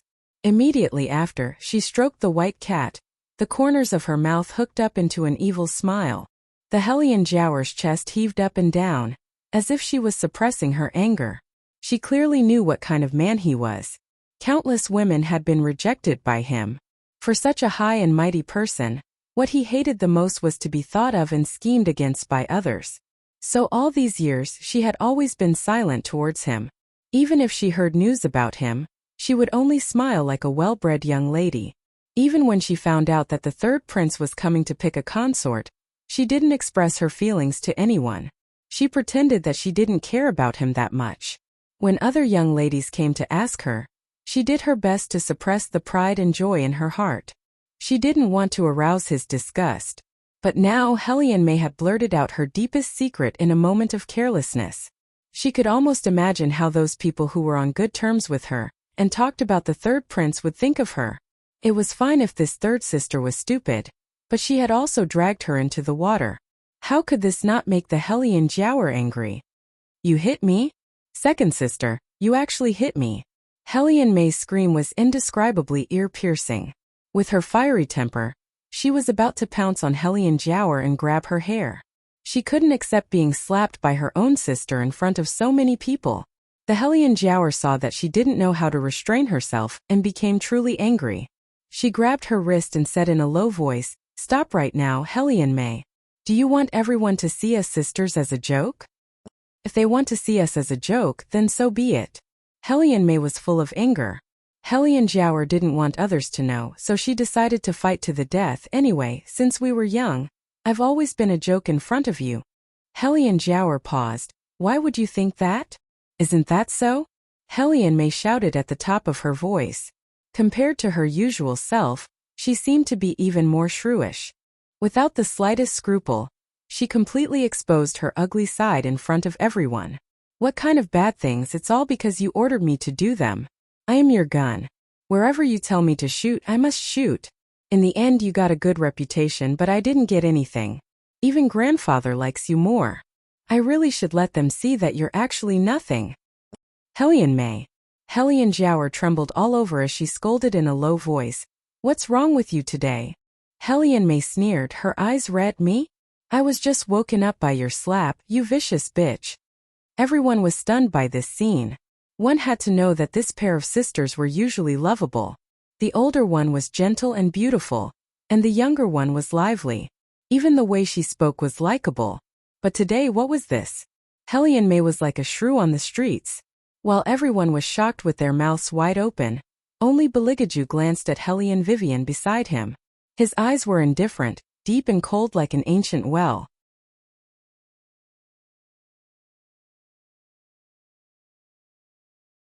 Chapter 76. For a split second, Hellion Vivian thought that she had been seen through. But after thinking about it again, so what if she was seen through? Her beautiful phoenix eyes slightly raised, giving off a ruffian appearance. She could take advantage of this opportunity to leave the impression of a vicious hedonist in the third prince, so that in the future, when the matter of selecting concubines fell on her, that wouldn't be good. As a result, Hellion Vivian patted the mythological beast on her shoulder, and with a voice that only the two of them could hear, she lightly laughed and said, Little White, you did well. This highness didn't do anything. This highness only borrowed her sister's slap to make her speak out her thoughts, that's all. The white cat disdainfully looked at the two humans in front of it who were locked in a fight, and disgustedly brushed its whiskers. Hellion Vivian thought that this could kill two birds with one stone, but who would have thought that when Beligaju heard those words, the playfulness in his eyes actually became heavier, so much so that even the corners of his mouth rose into a devilish arc. This made Eunuch Sun doubt whether his eyes were playing tricks on him. Otherwise, why would His Highness look at a swarthy woman in a different light? This is an illusion, it must be an illusion. And at this time, the usually innocent and pure Hellion Jiao had already had her hair pulled by Hellion Mei. The pain from her scalp almost made Hellion Jiao unable to control herself and want to curse. She was flustered and exasperated as she glared at Hellion Mei, knowing that there wouldn't be any results even if she continued to speak, so she simply raised the martial chi in her body, and with a bit of strength she shook Hellion Mei a meter away. Murong Chongfeng's face was ashen. He didn't understand what had happened. This Hellion Jiao who had always followed Hellion Mei's instructions, how could she say something like this without considering the situation? He remembered that when he entered the defense division, this pair of sisters were clearly not like this. Looking at them now, it was simply as different as heaven and earth compared to that time. Could it be that this was their true nature? Murong Chongfeng's body stiffened. Hellion Jiao was a bit better. She just looked a bit more valiant than usual. That Hellion Mei was simply like a mad dog. If he allowed her to continue speaking like this, who knows what she would reveal, making him who spoke up to protect them lose face. Pung! Hellion Mei was heavily thrown onto the ground. The surrounding discussions entered her ears one after another. She shook her head, and only then did she gradually wake up. Recalling the words that she had just said, her expression immediately changed greatly. Her entire body was paralyzed on the ground. Why did it become like this? She seemed to have been possessed by a demon just now and said all the things that she shouldn't have said. No. Hellion Mei hugged her head and shrieked involuntarily. Who is it? Who framed me? I don't. Over? Hellion Mei's face showed despair. Her throat filled with bitterness. She simply didn't dare to look at the people standing around her. What's more, there were still young masters from various families standing here. She was so barbaric just now. In the future, she was afraid that she would never be able to marry again. When Hellion Jiao saw this, tears also gushed out. When had they sisters ever been in such a difficult situation? She didn't believe that this matter had nothing to do with Hellion Vivian. She also knew that at this kind of time, they couldn't be strong anymore, they must be soft. Only then would they be able to attract other people's sympathy. Therefore, Hellion Jiao didn't care about former enmity. She reached out and hugged Hellion Mei. Turning her head to look at Murong Changfeng, she weakly called out, "Lord, younger sister must have been under some kind of evil curse.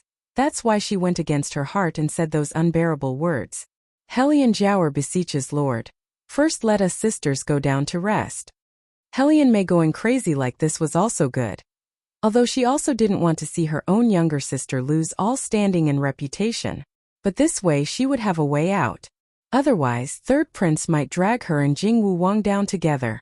Right now, she could take advantage of the panic to muddle through this matter.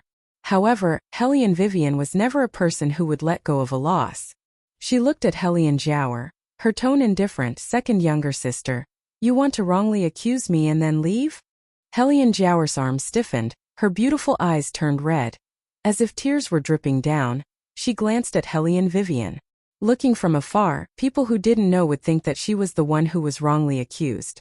However, everyone knew that this wasn't the case. Therefore, her trick of pretending to be pitiful was completely useless. Even Murong Changfeng didn't speak up for her. Helian Jiaoer knew that this time, she had to admit defeat. Her eyes flashed with malice, her small face slightly lowered, and she faced Helian Vivian and bowed.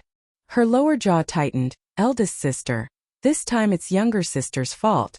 Younger sister shouldn't have wrongly accused you without investigating anything.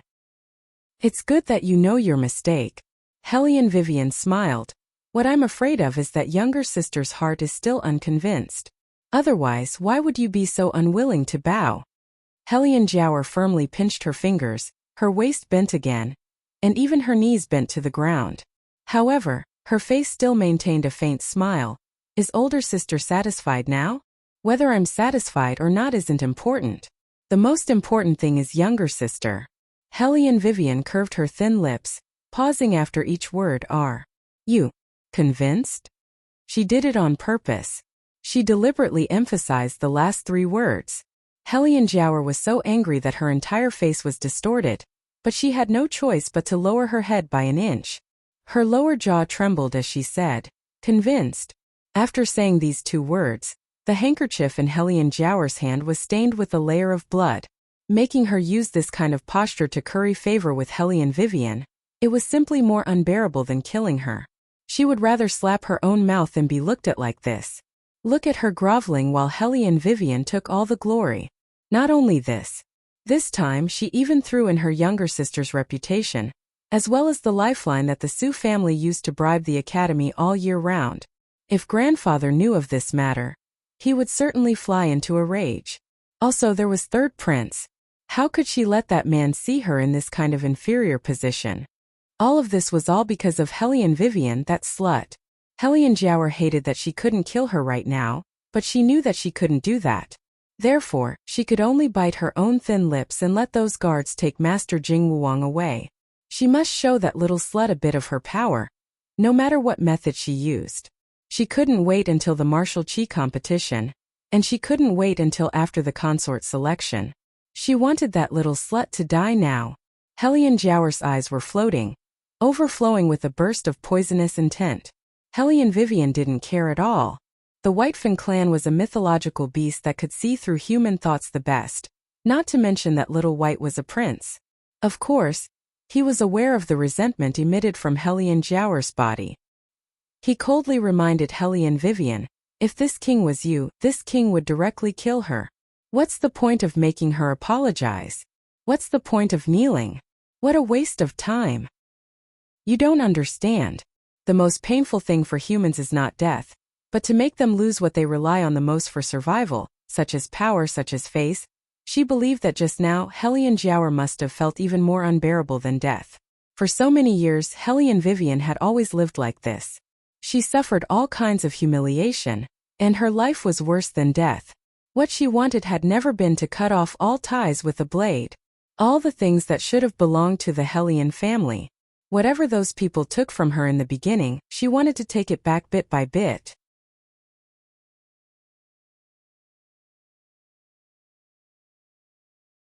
Chapter 77. Outside White Academy. After Su Jiacheng heard the news of Helian Jiaoer's humiliation, he and Helian Guangyao rushed over together. Father, I really can't stand that trash anymore." Helian Jiaoer completely lost her patience. Her eyes viciously stared at the corner of the handkerchief. I want to remove her name from the Hellion clan. Su Jiacheng listened to his granddaughter's words and said, I used to think that a trash wouldn't be able to stand up to any waves. I didn't expect that she would accidentally destroy all the relationships I've worked on for so many years. Since she doesn't know what's good for her, then let her suffer. Guangyao, you go and handle this matter. I reckon that the remaining ambitious people in the Hellion clan have long since stopped wanting a trash to stay in the clan and have her hands and feet tied. Hellion Guangyao nodded, but as sinister as he was, he discovered a suspicious point. That vile spawn and the third prince both don't know martial qi. How in the world did they escape from such a dangerous place like Spirit Forest? Don't tell me that vile spawn is hiding something from us? What could have happened to her? Hellion Mei covered her bruised forehead and disdainfully shouted.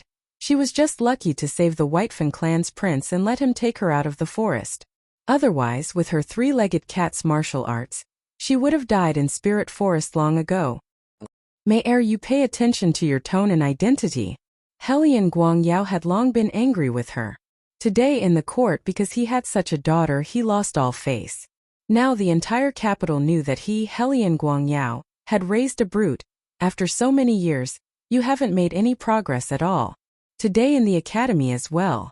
It's fine if you lose face yourself, but you even exposed your second sister. If that brain of yours doesn't open up, Father will write a letter to the headmaster to have you quit school and get married. Hellion Mei felt wronged after being scolded, but she didn't dare to refute at all. Everyone knew that a girl who had been expelled from school simply wouldn't be wanted by anyone in the capital, unless she married those old men in their 70s or 80s. How could she, who had always been proud and arrogant, accept that? Just thinking about that scene made her feel disgusted. Usually at this time, Hellion Jiao'er would have already spoken up for her. But now Hellion Jiao'er actually sat to one side and calmly drank her tea. The corners of her eyes already showed annoyance towards Hellion Mei's constant stupidity. However, Hellion Mei did not notice it. She only wanted to persuade Hellion Guangyao to calm down. No one noticed that the thing that Wei Wei did today, the goal that she wanted to achieve the most, was already beginning to bear fruit. If you want to destroy an organization, you must first let them have internal disagreements. Even though Wei Wei didn't see this scene in the carriage, but as long as it was a normal person, they wouldn't place an unsafe factor who knew everything about them by their side. In the past, when Hellion Mei and Hellion Jiao'er lived together in the general's residence, they were not conspicuous. Now they both came to the White Academy. All the contradictions would be highlighted bit by bit. One was at the superior compound, receiving countless adoration. Although one was not bad, her treatment was not as good as the other. Hellion Mei was not a kind person. It would be strange if she was not jealous of Hellion Jiao'er. And Hellion Jiao'er was not aware of the danger. When she came to the overcrowded environment, she would realize that sometimes, having a sister who understood all her secrets was not a good thing. When the time comes, I don't need to do anything. They can fight each other like dogs. Hellion Vivian leisurely whistled. She returned to the inferior compound in a very good mood. Too many things had happened in the past 2 days. Hellion Wei Wei was finally able to relax when she finally returned to her own territory. She simply threw away her shoes and outer garment and lazily sprawled on the wooden table. She swallowed the dragon pill that she earned from Beligaju and started to cultivate her breathing. She wanted to try to wake Yuan Ming up, but found that the other's mental state showed signs of excitement. Hellion Vivian realized that Yuan Ming's deep sleep might not be a bad thing. Then let him sleep. Maybe when he wakes up there will be a pleasant surprise. Hellion Vivian exerted force in her palm and absorbed the essence of the entire dragon pill into her body. In an instant the air around her started to rotate. Even the ancient scrolls on the table started to churn incessantly, making bursts of noise. The white cat that was crouching at the side and basking in the sun straightened its body. Its eyes flashed with amazement. From the beginning it knew that she was not simple, but it never thought that she would be a manipulative martial artist. This was not only in the Dragon War Empire. Even on the other side of the sea, it was impossible to find a second manipulative martial artist. This kind of martial artist was either a waste who did not know anything, or a shocking genius who could control all martial qi. It was very clear that its master belonged to the latter. Before, Its clansmen were still questioning why it chose a well-known waste in the capital as its master. In order to help her keep the secret, he did not tell them the real reason. He only said that it was to repay a debt of gratitude, and that he would return after a period of time. And the people on this side of White Academy did not even know that she already had her own divine beast. He just heard the people from the superior compound say, in the martial chi competition later, that one from the Hellion family will definitely lose, especially miserably. Don't even mention whether or not she can be chosen as a consort. Third Prince originally liked clean and pure girls. As for her, she already had her marriage annulled once. Basically, she already has no chance. What's more, retired emperor will not let a waste enter the family. Heh. She did not know what those famous young ladies who talked about her behind her back would think after seeing this scene. The white cat narrowed its eyes and lowered its expression. What's more, when signing the contract, it already felt that in her body, other than her original martial chi, there was also a very simple and thick aura. If it didn't guess incorrectly, that must be her contracted demon god. A contracted demon god with an ancient aura. Who could it be in the end? Just as the white cat was about to open its mouth to ask Hellion Vivian, a cold and noble figure like the moon appeared at the side of the door. That man was very handsome. His black hair hung down on his white clothes, giving people a feeling of abstinence that could not be profaned. It was obviously the first time it saw this man, but it always felt that there was an indescribable feeling of familiarity. What in the world was going on? The white cat moved its whiskers and subconsciously became vigilant. Little White, be good. He is my little brother. Hellion Vivian stroked the white cat's head and lazily propped up her chin. Facing Beligaju, she raised her eyebrows. Why did you come? You don't have money to take today. The Beligaju, who took off his mask for the first time, felt that the White Academy's green and white clothes were not bad. It could cover up all the aura on his body.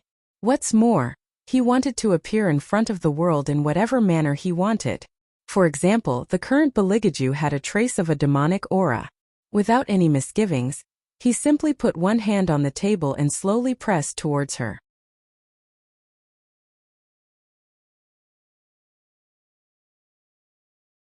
Chapter 78. He slowed down his tone, his words charming. I'm not here to collect money. I'm here to care about the safety of my patron. I heard that you were almost taken away by the Cat Clan as a criminal. Look, the royal family was so good at pretending. Hellion Vivian yawned, not retreating but instead patting his head. Don't worry, your big sister isn't that easy to bully. They were all beaten back by me. Is that so? Beligaju looked at her with a meaningful gaze, then casually asked, I also heard that you and the royal family were alone in the spirit forest for an entire day.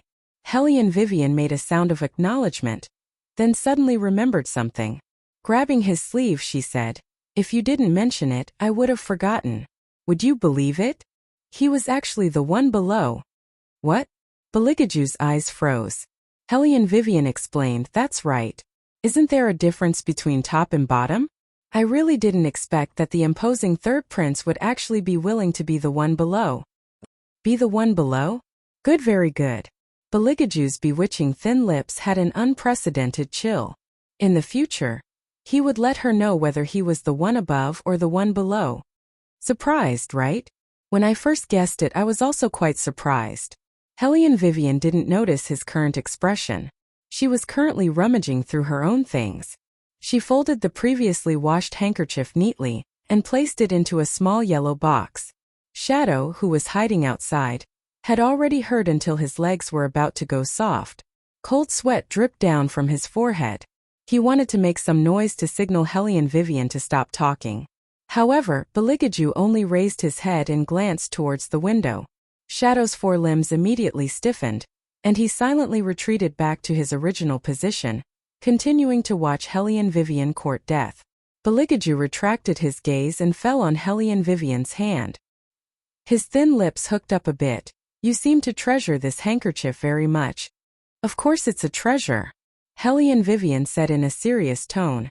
This is a handkerchief used by the third prince. Oh. Beligaju lowered his eyes. There was a little light in his eyes. Seeing that she cared so much about his handkerchief, he would let it go. Hellion Vivian pressed the box and muttered, I heard that the handkerchief he used is very precious. After we pack it up and sell it to the ladies of other families, we should be able to get a good price. At that time, you want to sell it? Beligaju's fingers paused, and he slowly interrupted her. Hellion Vivian didn't know if there was something wrong with her hearing, but she felt that there was a trace of displeasure in that voice. Yes, what's wrong? Beligaju's eyes were slightly cold. An ice-cold aura hit her in the face, but there wasn't the slightest trace of emotion in his voice. Nothing. It seemed that his prey still hadn't learned to be obedient. It was time to dismantle her claws. Beligaju smiled, bringing out a bewitching chill. It made Shadow tremble from head to toe, and he almost fell down from the tree. Ever since Master became acquainted with this Miss Hellion, he had become more and more fond of smiling. This really wasn't a good thing. Because His Highness was a person, the more bewitching his smile, the more it represented that his mood was very good. No. Good. Does this Highness look like the one below? When only Beligaju and Shadow were left, he slightly raised his thick eyebrows and asked the servant following behind him. Shadow's scalp went numb. He immediately shook his head and said in a small voice, Your Highness, even if you were willing to lie down, no one would dare to press you down. Is that so? Beligaju slowly turned the ring on his finger in a circle. His delicate thin lips slowly raised. However, since she likes this position, if this Highness doesn't satisfy her when the time comes, wouldn't that be too heartless? Shadow's back stiffened. What did he mean by since she likes this position? Your Highness, the position you're talking about shouldn't be the position this subordinate is thinking of, right? Beligaju leaned against the ancient tree. He didn't speak again. Instead, with a turn of his fingertips, a silver mask was put on his face again. It perfectly covered that absolutely beautiful face, only revealing those deep eyes and those beautifully curved thin lips. When he thought that not long later, he would be able to remove that little fox's claws and have her sit on his body, allowing him to do as he pleased, those deep eyes deepened. His slender fingertips brushed past his thin lips. The man's smile became more and more bewitching. He would personally tell her how he had to submit to others. A light breeze brushed past. In the blink of an eye, under the ancient tree, there was no longer that green and white robe like moonlight. West side of the academy, Hellion Vivian received news that she was to go down the mountain. The clan elders had an important matter to announce. At the beginning, Hellion Vivian didn't know why these people who were rarely seen in 10 years would suddenly think of her today. After she walked into the clan's hall, she understood. They were here to take revenge for Hellion Jiaoer. She wanted to see what they wanted to do with her. Hellion Vivian crossed her arms and sneered. Those mocking eyes made Hellion Guangyao, who was sitting on the main seat, inexplicably tremble. When he came back to his senses, he slammed the table fiercely. His face was filled with unprecedented rage. This is your attitude? Doing things your own way? Not showing respect to your elders? Hellion Guangyao's eyes were gloomy. His voice carried disgust. If I had known that you would be this kind of disaster, I would have thrown you out without caring about the sentiments of the past. Right now, all the elders in the clan are present. Everyone has seen what you've done at White Academy during this period of time. Hellion Wei Wei, you better remember this. It's not that I, your father, don't want to protect you. It's just that you're too much of a spoiled brat. I'm also getting old. I don't want to see that gentle younger sister of yours ruined by your hands like this. As he spoke, Hellion Guangyao looked at the 4 elders sitting at the side. Elders, I presume you've already heard about the cause and effect of this matter before you came. Because of a misunderstanding, this wicked girl made her 2 younger sisters kneel down and apologize to her. What kind of vicious thoughts is this? Just thinking about it makes this old man feel ashamed. When the 4 elders heard this, one after another, they put down the porcelain cups in their hands. One of them laughed mockingly. This old man once wanted to drive this good-for-nothing out of the clan as soon as possible, so as to avoid losing our Hellion clan's face. Look at it now, she even dares to bully Miss Jiaoer. Miss Jiaoer is someone who will participate in the martial chi competition soon. She was also personally chosen by the retired emperor as a beauty. This good-for-nothing made her suffer such a big grievance. This is simply bringing shame to our Hellion clan. Another elder took over and said, Someone come. Beat this good-for-nothing with 100 boards and throw her out of the residence. This kind of person can't be allowed to stay.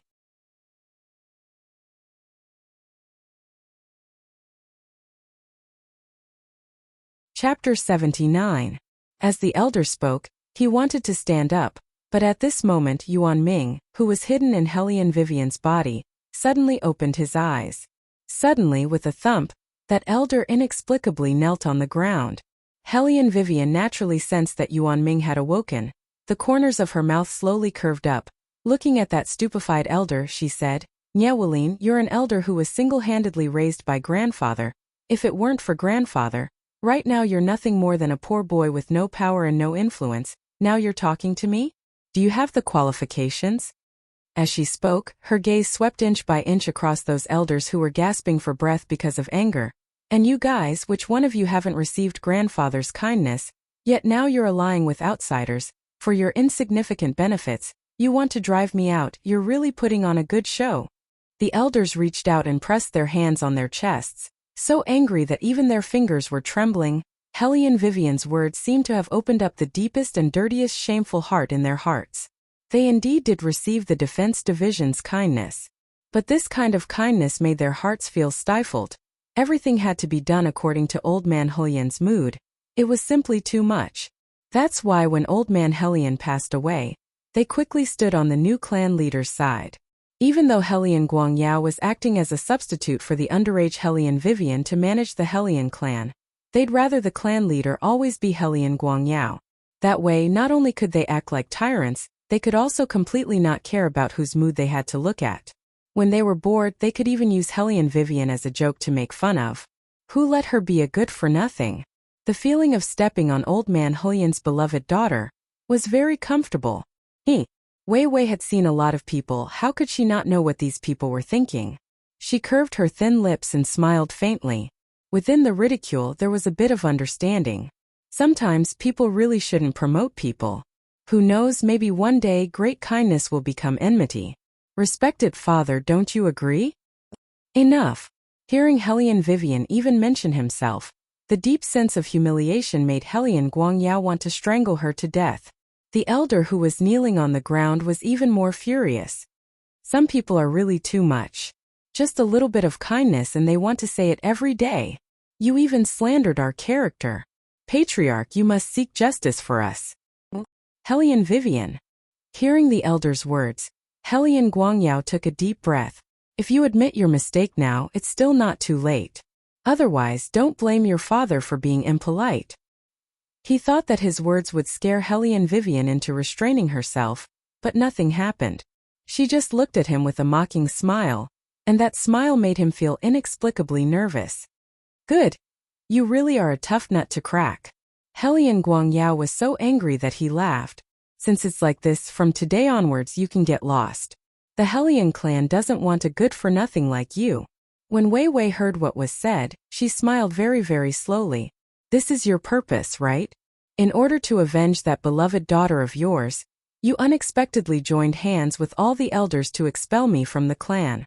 However, don't forget, according to the Helion clan's rules, as long as it's a descendant of the Helion bloodline, even if they're expelled from the clan, they can still pass through the selection process and come back again. So much so that they can control the entire clan. Helion Guangyao, you stole my family's inheritance, cut off my escape route, and thought that nobody would know. Let me tell you, one day I will come back, kill your left arm and break your right arm. As if she didn't hear the gasps coming from all around her, Wei Wei didn't even look at Helion Guangyao's ashen face. She flung the Helion family's badge on the ground and casually turned around with a wicked smile. She didn't even pay attention to those stupefied elders. Bang! Helion Guangyao kicked the chair in front of him and sent it flying. He didn't seem to feel the pain in his hand, his gaze firmly fixed on Helion Vivian's back, his lower jaw tight. A good-for-nothing actually had thoughts of controlling the entire clan. Simply an idiot's dream. Elder Nya. Helion Guangyao coldly snorted and extended his hand to help the elder up. What happened just now? Elder Nya didn't care and waved his hand. Don't know what kind of despicable method that girl used, but she actually made this old man's legs go soft. It shouldn't be that she cultivated martial qi, right? After hearing Hellion Vivian's words, some people felt uneasy. Elder Nye sneered. She cultivated martial qi? That kind of good for nothing? You all saw it. Her body didn't have the slightest fluctuation of martial qi. What martial qi could she cultivate? Besides, with Miss Zhao Er here, even if that good for nothing had martial qi, even if she cultivated for another few hundred years, she still wouldn't surpass Miss Zhao Er. Mentioning Hellion Zhao Er, Hellion Guangyao confidently smiled. I saw Zhao Er 2 days ago. What's worth being happy about is that she advanced again. Advanced again. The elders opened their eyes wide in disbelief. It hasn't even been a year, and Miss Zhao Er actually advanced again. Worthy of being called a genius among geniuses. Hellion Guangyao modestly waved his hand. In a few days it will be the martial qi competition. At that time, retired emperor will personally watch the competition at the Phoenix Pavilion. That's why she's so hardworking. She wants to win. After listening to these words, the elders felt that they were on the right side. Compared to that good for nothing, Miss Zhao Er had a much better future. What's more, they already received news that Miss Zhao Er was very likely to be the Phoenix Girl. As long as they could firmly hold on to this ship, they would definitely have a meteoric rise in the future. As for that good for nothing, they reckoned that she would be oppressed in the preliminary competition. She was too weak to withstand a single blow, simply a joke. However, they didn't know in the slightest that in this world, there was a kind of martial artist who, even without the slightest element of vitality, could still manipulate the wind, water, rain, and dew of the world. This kind of martial artist was hard to come by in 100 years, even more powerful than a gold-ranked martial artist. And Hellion Vivian just so happened to be this kind of martial artist. Not only that, but there was also a demon hidden in her body. The invincible scourge of that year, Yuan Ming. Sooner or later, they will regret it. Yuan Ming finally returned. His momentum was even more overbearing than before, especially that move just now was really beautiful. The white cat's ears perked up as it looked at the faintly discernible figure behind Hellion Vivian. Its eyes shook. It's him. Oh, I forgot to introduce you guys. Little White, this is Yuan Ming. Yuan Ming, this is Little White. Hellion Vivian didn't care at all as she stretched her body, not at all like she was driven out of the house. The white cat's mouth fiercely twitched. How many times did he have to say, he was called by he? By Zay's descendant? Yuan Ming pushed his hair back, revealing a demonic appearance. No wonder when I was sleeping, something barged in, so it was you? The white cat's face was cold, completely unwilling to talk to this demon who once had a grudge with their by Zay clan. On the contrary, Hellion Vivian's finger brushed across her thin lips, evilly smiling. Since everyone is here, then let's go let those stupid people bleed.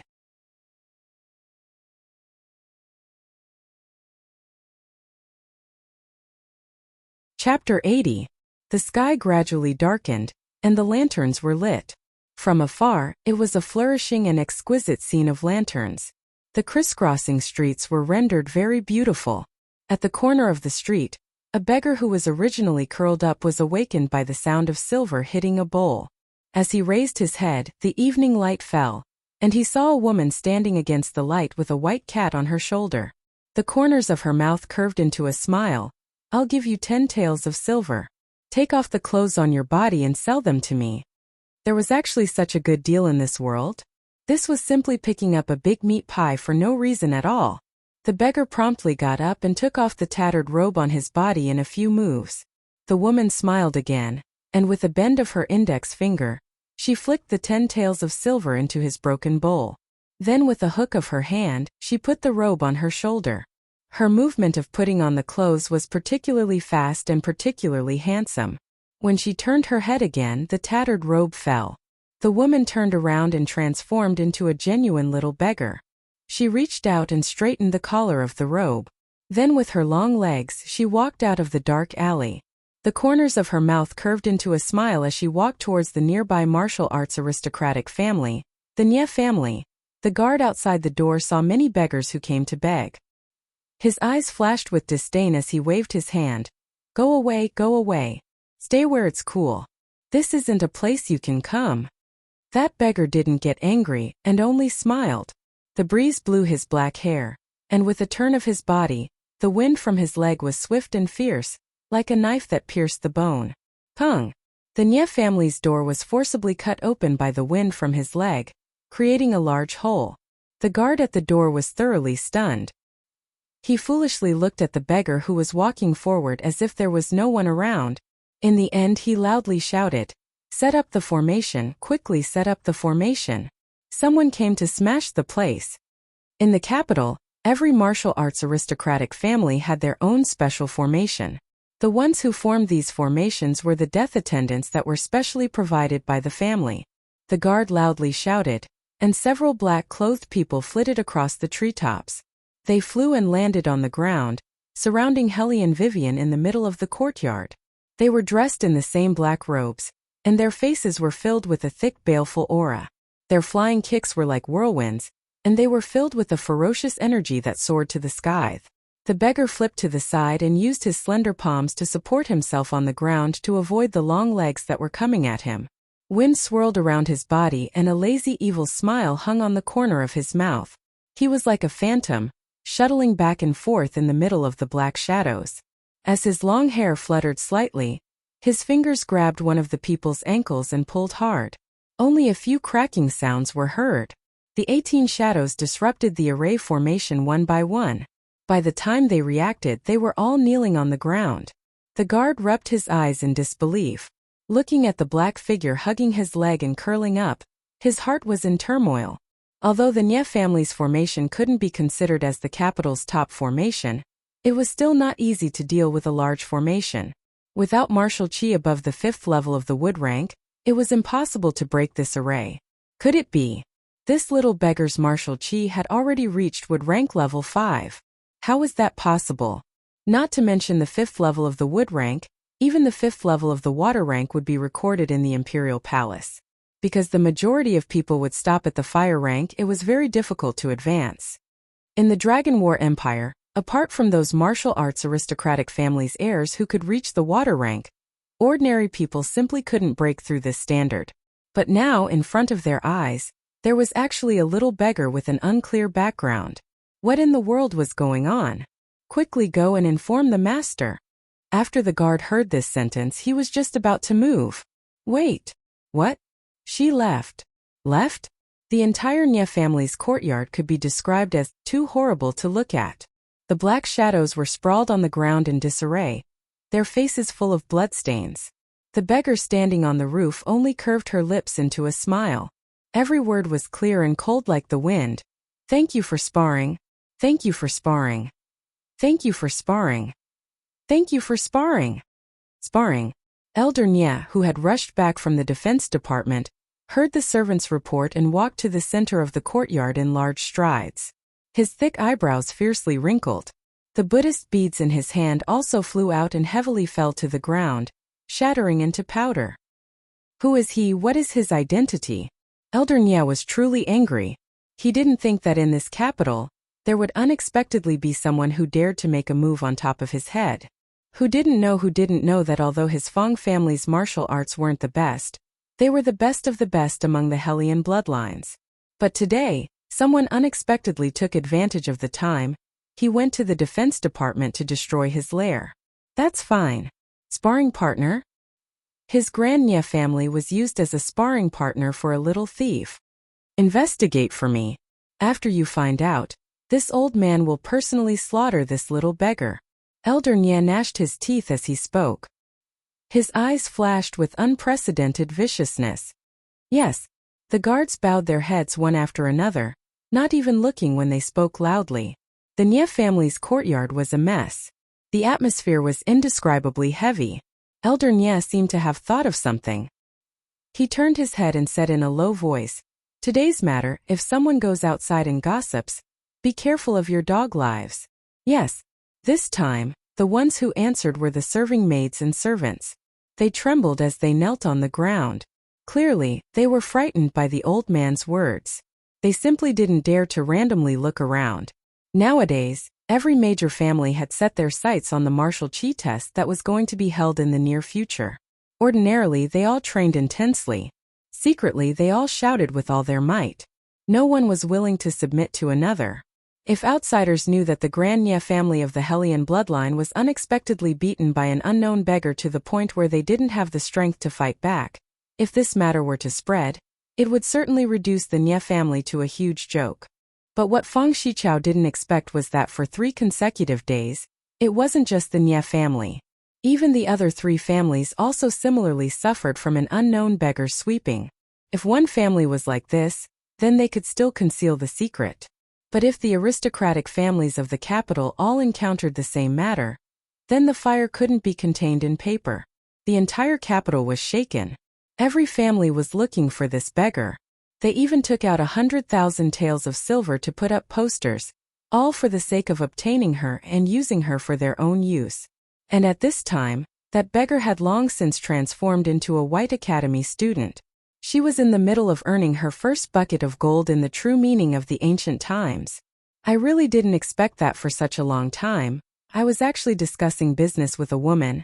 The one who spoke was the second young master of the He family, He Zhe. A typical second generation of the Northern Army, the 5th most handsome man in the capital, strong and intelligent, wearing a graceful and luxurious cloak and gown. He sat there propping up his chin. His overbearing gaze sized up Hellion Vivian from head to toe. Then he smiled coldly. Everyone thinks you're a hedonistic good-for-nothing, but you're actually a good martial cultivator. You even dared to use me. Hellion Vivian. You really are very daring.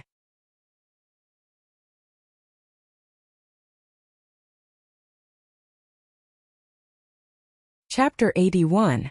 Generally speaking, people who saw He Zhe would feel fear, because the bloodthirsty aura on his body was too strong. Even the disciples of the martial arts aristocratic families didn't dare to provoke him. However, Hellion Vivian didn't have the slightest bit of cowardice. The corner of her mouth was half raised, and her voice was cold, not using but cooperating. Young Master He is doing business.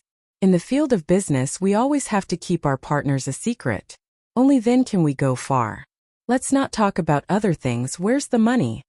He Zhe curved his thin lips and raised his hand. The black cloth fell, and below it was a layer of silver ingots, an entire 100,000 taels.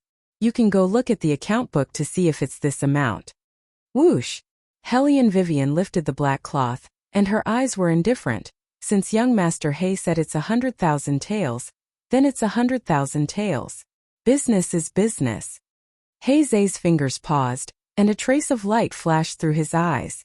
Seeing that she was about to leave, he couldn't help but ask, why didn't you tell them that you didn't rely on Grandmaster Zizun to climb up, but that you actually know how to make armaments? Hellion Vivian's footsteps paused, and her long shapely eyebrows wrinkled. She only gave He Zhe 2 words, troublesome. He Zhe felt deeply sympathetic when he heard this. It was because he was rather accomplished in the field of armaments that people would continuously come to the fine compound to bother him, telling him to go to the superior compound. As it happened, he wasn't interested in how high his martial chi was. If he had so much time, he'd rather earn a bit more money. Compared to the other young masters of the aristocratic families, he enjoyed the feeling of holding the world in his hands more. That's why the He family had no less than 10 big and small stores in the capital. However, he never thought of relying on armaments to make money. Until recently, when he received a letter and 3 armaments, he joined an armaments shop at the foot of the mountain. The difference between this armaments shop and other shops was that they didn't do quality goods, but rather wholesale. Didn't everyone want armaments? They could provide them. However, the quality of armaments was completely determined by the amount of money. If there was a lot of money, the quality of armaments would be good. If there was less money, the quality of armaments would be comparatively worse. Even if it was like this, it was still being fought over in the market because to martial artists, being able to obtain an armament that belonged to them was simply the most important thing under the heavens. Even the students of the White Academy were inquiring about their connections, wanting to get an armament from the shop. If they were to find out that the martial cultivator that they wanted to obtain came from the hands of the trash that they were talking about, who knew what kind of expression they would have. Furthermore, he didn't even own this shop. He was just working for that trash. He eyes curled his lips and his eyes lit up. This Hellion Vivian is quite interesting. Young master, who are you talking about? The manservant who just came in with the water widened his eyes. Please don't do anything in the academy. The old man will kill me. Hazy laughed. Young master, I only want to marry a wife. Grandfather sent me to the White Academy. Wasn't it to let me find a wife here? What are you afraid of, The page boy wanted to cry but had no tears. Old master said that you should find someone with a similar family background. He didn't say that you should find a good-for-nothing who was kicked out of the family. Kicked out of the family? His eyes stood up and paused. He turned his head and glanced at the page boy. Who was kicked out of the family? The page boy finished washing the handkerchief and handed it to his honorable young master. Who else could it be? Isn't it that hedonistic Hellion Vivian? The entire academy has heard that it was the 4 elders who saw that Hellion Jiaoer was being bullied. They weren't happy and jointly made the decision. General Hellion wanted to protect her, but he couldn't. His took the handkerchief and laughed mockingly. Truly stupid. Stupid? Who was stupid? The page boy rubbed his head in confusion. In a corner of the academy there were few people. Hellion Vivian was sitting in her usual place, reading a book. Have the brains of those old men in the Hellion family been kicked by a donkey? Huan Mingxiang, who was standing beside her, held a broom and fiercely swept the ground. It was obvious that he was unbearably angry. Which family wouldn't want a genius like you? They even kicked you out of the family? Did they make a mistake? They're practically as stupid as a pig. They don't want me to participate in the martial chi competition that's coming up. Hellion Vivian yawned and absent-mindedly said. That's why they used this move. Huan Mingxiang didn't understand and wrinkled his white eyebrows. What does this have to do with you participating in the martial chi competition? You don't know the rules of the competition? Hellion Vivian was also astonished. Wasn't he an elder of 3 dynasties? Huan Mingxiang's old face reddened. This old man hasn't cared about the competition rules for a long time. The descendants of the martial arts aristocratic families don't need to participate in the preliminaries. They can directly qualify for the finals. As for the people from other clans, they must first win the first place in the preliminaries before they can enter the finals. After Hellion Vivian finished speaking, she saw Huan Mingxiang stare blankly. His mouth also opened differently from usual. Hellion Vivian raised her eyebrows. What's wrong? Cough cough. Huan Mingxiang lightly coughed twice and began to look at the sky. This competition rule seems to have been set by this old man 10 years ago. Hellion Vivian. However, don't worry, this old man can have them change the competition rules back. Elder Huan deeply felt that he had become an accomplice. Hellion Vivian shrugged her shoulders, the light in her eyes faintly shining. No need, I've already obtained the qualifications to be selected. Huan Mingxiang stared blankly. Afterwards he seemed to have thought of something. His fingers stroked his beard and the corners of his mouth curved. The little beggar that the 4 great clans have been looking for recently. Is it you? And I'm using it to practice. Hellion Vivian massaged her own neck. My physical fitness is too poor. Taking advantage of the time before the competition, I'll play with them a bit.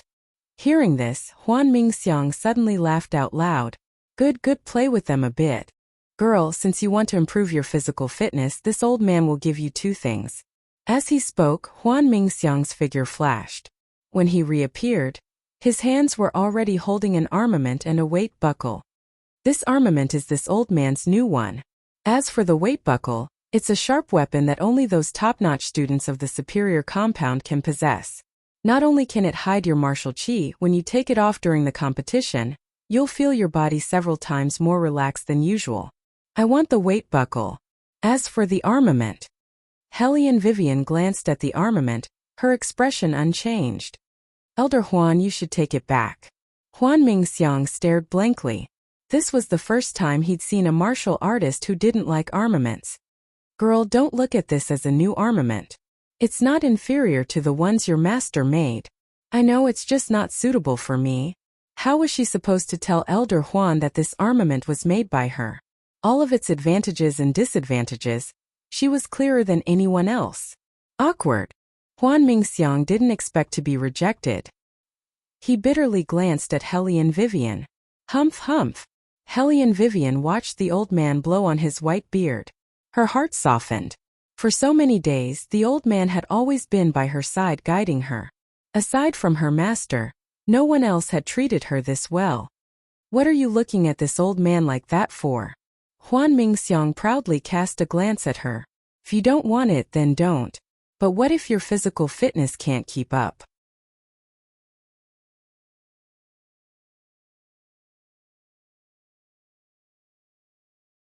Chapter 82.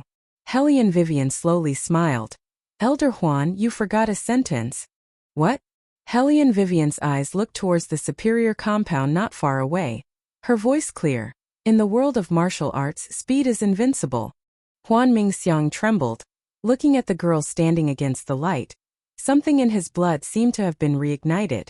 He thought that Dragon War Empire would have a unique genius that would follow the royal family. Because right now this genius had already begun to show her edge, preparing for a big fight. He couldn't imagine what kind of scenery the martial chi competition would be like in the near future. Dusk, east side of the superior compound. Master, you've returned? Murong Changfeng looked at the old man who hadn't appeared for a long time sitting on the seat of honor, his eyes shining. That old man's clothes were tattered, as if he'd been to many places. He first hurriedly drank a mouthful of water, then said, during this period of time I've been very busy. Murong Changfeng naturally saw it, but, is there any news about the martial cultivation genius that Master is looking for? You guessed correctly. The old man raised his head with a white beard. Who else could it be other than the recently missing Master Tu Lao? His face carried an unprecedented excitement. I've investigated. At that time the Phoenix building targeted the people of the capital, so that girl is definitely in the capital, not in Jiangnan or other places. This time I've come back, and as soon as I entered the capital, I heard that the martial chi competition would be held in advance. I have a premonition. That girl will definitely appear in the martial chi competition. Murong Changfeng didn't understand why his master would be so obsessed with a girl he'd only met once. However, he also wanted to quickly find the other person, take a good look at who she was in the end. Hellion Vivian finished reading today's book, then bid farewell to Huan Mingxiang. When she walked to the entrance of the inferior compound, she couldn't help but stop. It wasn't because of anything else, but because a bunch of young masters and misses from the superior compound, she didn't know what kind of madness they had. Of all the places to stay, they actually came to the superior compound. Hellion Vivian shrugged, planning to go around this group of people. However, at this moment, the most indolent and luxurious man raised his eyes slightly. Bits of sunlight shone through the leaves on his body, as if there was light flowing from his body. It was the third prince. Was he seen? Hellion Vivian raised her eyebrows and curtsied. Her posture even had a hint of roguishness. After that, she prepared to leave. Have you finished washing this prince's handkerchief?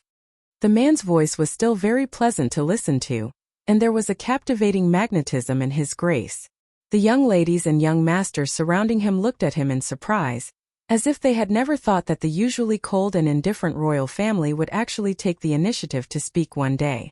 However, for a moment, no one knew who he was talking to. Only Hellion Vivian paused in her steps and looked at the man with the outstanding temperament. She saw that he was holding a teacup in his hand. His 10 slender fingers were like jade, and even his fingertips seemed to emit a faint light. His eyes didn't look at her. Instead, he lightly turned the teacup, and his voice was as indifferent as snow. Hellion Vivian curved her lips into a smile. Even when facing such a powerful third prince, she didn't show the slightest bit of panic. I finished washing it, but the wind was strong last night. I don't know where it was blown to. She was lying. Last night, she had sold that handkerchief to a merchant. Something that had been used by the royal family was originally a publicity stunt. However, she wasn't stupid enough to tell the owner of the handkerchief the truth. It was blown away by the wind? Beligaju pondered as he repeated this sentence. Then the hand that was turning the teacup paused, and he ordered Eunuch Sun, who was waiting at the side, go get the item and let her see it. I'll go right away. Eunuch Sun accepted the order and walked out of the pavilion. When he passed by Hellion Vivian, he gave her a meaningful look.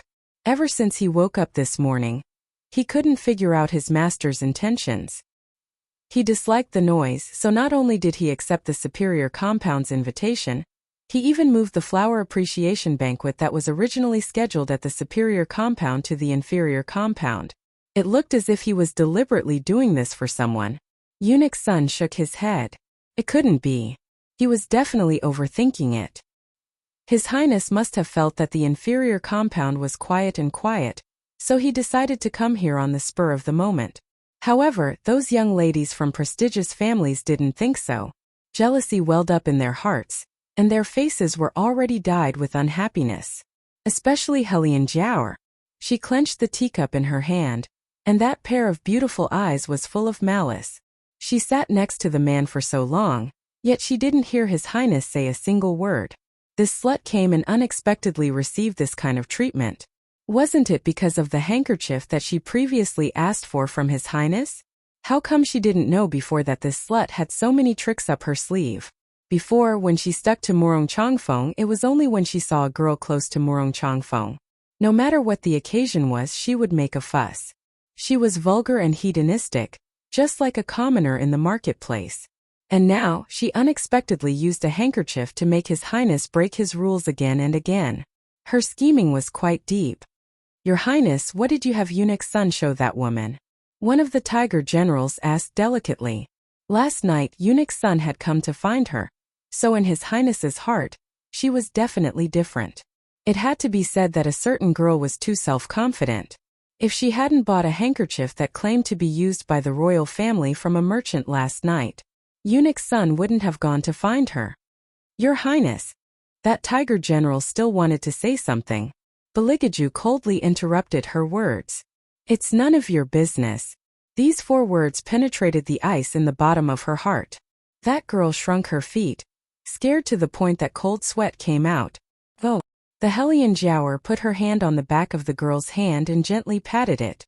She had a worried expression, but in her heart she sneered. She was just a general's daughter, yet she had fantasies that she shouldn't have. Regardless of the occasion, she talked to His Highness. She deserved to be loathed. Lu Ranru didn't know anything. She was moved to look at the Helian Jiao comforting her. She lightly bit her thin lips and shook her head. Helian Vivian looked at this scene as if it had nothing to do with her. The corner of her mouth pursed into a mocking smile. A group of women for a man played with all their thoughts. Tired. She had to say, even if that man was more honorable, what was the use? He still had to share with other women. She couldn't stand this. In her mind, as long as a woman had money on her body and makeup on her face, she wouldn't be afraid of anywhere. As for marriage, if she met someone who could be a couple for a lifetime, she would marry. If she didn't, she would be more free. She seemed to have caught the trace of indifference at the corner of her mouth. Beligaju's hand that was drinking tea paused. His beautiful eyes raised a never-before-seen chill.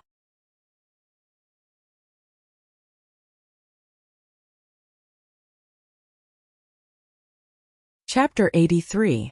This woman had been watching the play from beginning to end. She was watching him Beligaju as if he was a play. Only such a reckless little thing like this could do that. Your Highness. As soon as Eunuch Sun came back, he saw Beligaju's cold expression. His heart thumped.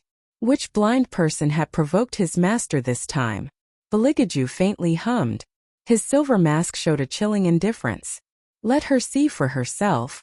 Yes. Eunuch Sun held the wooden box and walked in front of Helian Vivian. When Helian Vivian saw the thing in the wooden box, her outstretched neck stiffened. This was the handkerchief that she sold this morning? It couldn't be. Her luck was so bad that she was caught in the act? Helian Vivian thought that her work was watertight. She even chose a shop at the foot of the mountain to carry out the transaction so that no one would know. What's wrong? Bailey Jiaju stood up from the stone bench and unhurriedly straightened out his cuff. He looked at her from a high position. His laziness carried an ice-cold aura. It's only been a day. Yet you don't recognize this handkerchief that was blown away by the wind? Helian Vivian cursed in her heart. This man was definitely doing it on purpose. What did he mean by blown away by the wind? He obviously knew that she had sold the handkerchief, so he came to find trouble with her. However, how did this man know that she had sold the handkerchief, and even caught her in the act? Could it be that this was the so-called unlucky start? She had never made this kind of mistake when she was carrying out a task before. Beligaju saw her standing there honestly, no longer prickling. She hung her head dejectedly with a tangled appearance. It was like Shao-Chi, who had been scolded by her imperial grandfather. On the surface she was respectful, but he didn't know what she was thinking in her heart. She was like a cunning little fox. First she let you touch her head. Then she extended her claws to scratch you. She was really a disobedient pet. If he didn't beat her claws, she wouldn't know her place. However, Beligaju didn't really want to polish his pet's temper. Wouldn't that be meaningless? Next time when you're washing the handkerchief, watch it carefully. Wait until there's no wind to dry it. Beligaju indifferently swept a glance at Hellion Vivian. He spoke as if he was speaking the truth. If it wasn't for Eunuch Sun picking up this handkerchief, you wouldn't be able to keep that head of yours. Only she could do such a thing as to resell the item that he had given her to someone else. Eunuch Sun was stunned when he heard this. Why was he the one who picked it up? It was obviously the royal family who ordered him to buy the handkerchief. Wei Wei was also puzzled at the side. She extended her hand and scratched her own head. In her heart she was puzzled. Could it be that after she sold it, this handkerchief was really blown away by the wind? And then Eunuch Sun picked it up? If that was the case, it was not surprising that she was caught. Sigh, it was all a matter of luck and aura. Who told His Highness to be a homosexual? She really couldn't compare to a homosexual. Thinking like this, Hellion Vivian felt much better. She raised her head and smiled. What His Highness said is right. Fortunately, it was picked up by Eunuch Sunday. Eunuch Sun was speechless. How come he didn't remember picking up a handkerchief? How come this Hellion family's eldest daughter could lie without blushing or skipping a beat compared to His Highness? Wait a minute, did His Highness just smile? Eunuch Sun rubbed his eyes with all his strength. When he wanted to look a bit more carefully, Beligaju had already recovered his usual cold and indifferent attitude. He waved his long sleeves and left. His long cape that reached his ankles fluttered in the wind. No matter how one looked at it, he looked like a deity who was the focus of attention. There was a world of difference between him and the abandoned Hellion Vivian. Third prince left. The remaining people naturally followed suit and stood up. When she passed by Hellion Vivian, the Hellion Jower lowered her tone. Her voice was full of malice. Hellion Vivian, I advise you to be a bit more well-behaved. Don't have any thoughts you shouldn't have. Otherwise, not only can I have people expel you from the family, I can also make you lose everything. Facing this kind of Hellion Jower, Hellion Vivian only smiled evilly. She didn't even lift her eyelids. The Hellion Jower saw this and gnashed her teeth, but didn't say anything more. Because this was in front of people, she absolutely couldn't reveal any expression that didn't conform to her image. She quickly put on a gentle smile and softly instructed, Eldest sister, although you are no longer a member of the Hellion family, we are still sisters. If you have any difficulties, you can come find me at any time. The Hellion Jower's words were completely meant for Beligaju to hear. Everyone knew that the royal family liked pure and magnanimous women. She said this to at least leave a good impression on His Highness. As expected, after Beligaju heard her words, he slightly raised his eyes and glanced in her direction. The Hellion Jower's smile became increasingly clear. Her beautiful eyes were like water as she looked up to meet his gaze. Beligaju only paused for a few seconds before he indifferently withdrew his gaze. His sleeves fluttered, bringing with them his unique and elegant fragrance. The fragrance on his body was indeed very pleasant to smell. It had the power to bewitch people. Even though she had smelled it many times in Spirit Forest, Hellion Vivian couldn't help but sigh. This was truly a man that could easily move the hearts of young girls. However, these young girls didn't include her. So when the Hellion Jower showed off her self-satisfaction, she didn't take her seriously at all. Heizei, who hadn't spoken a single word from beginning to end, walked over with a strong aura. When he brushed past her, the corners of his mouth slightly rose. Hellion Vivian calmly stroked the white cat on her shoulder. She looked as if she didn't recognize the second young master of the Hei family. Ah, it's getting more and more interesting. Heizei's inexplicable words made the other young masters of the noble families look at him. What's getting more and more interesting? It's nothing. Heizei walked forward without taking his eyes off her. The tyrannical smile on his face didn't fade. In front of others, they had to pretend that they didn't know each other. This was their initial agreement. Only, he didn't think that Hellion Vivian would really do it. One had to know that if it was any other girl, they would have already taken the opportunity to climb into his bed. This Hellion Vivian was completely different from the rumors. Perhaps she was really too infatuated with that heir of the Murong family? His He family wasn't inferior to the Murong family, right? Heizei slowly narrowed his brown eyes. If it wasn't for her face being so dark that he really couldn't bear to look at it, he might have gone to the Hellion family to send a betrothal gift. Let's wait a bit more. If the old man really wanted a granddaughter-in-law, then he'd just choose her. She wasn't noisy and she could make money. Holding her in his arms should be just right. Perhaps, he could first reveal his thoughts to his old man. And it's decided. He didn't know what kind of expression the academy students and that girl would have after hearing this news. He didn't really care about the former. As for the latter, he was very interested.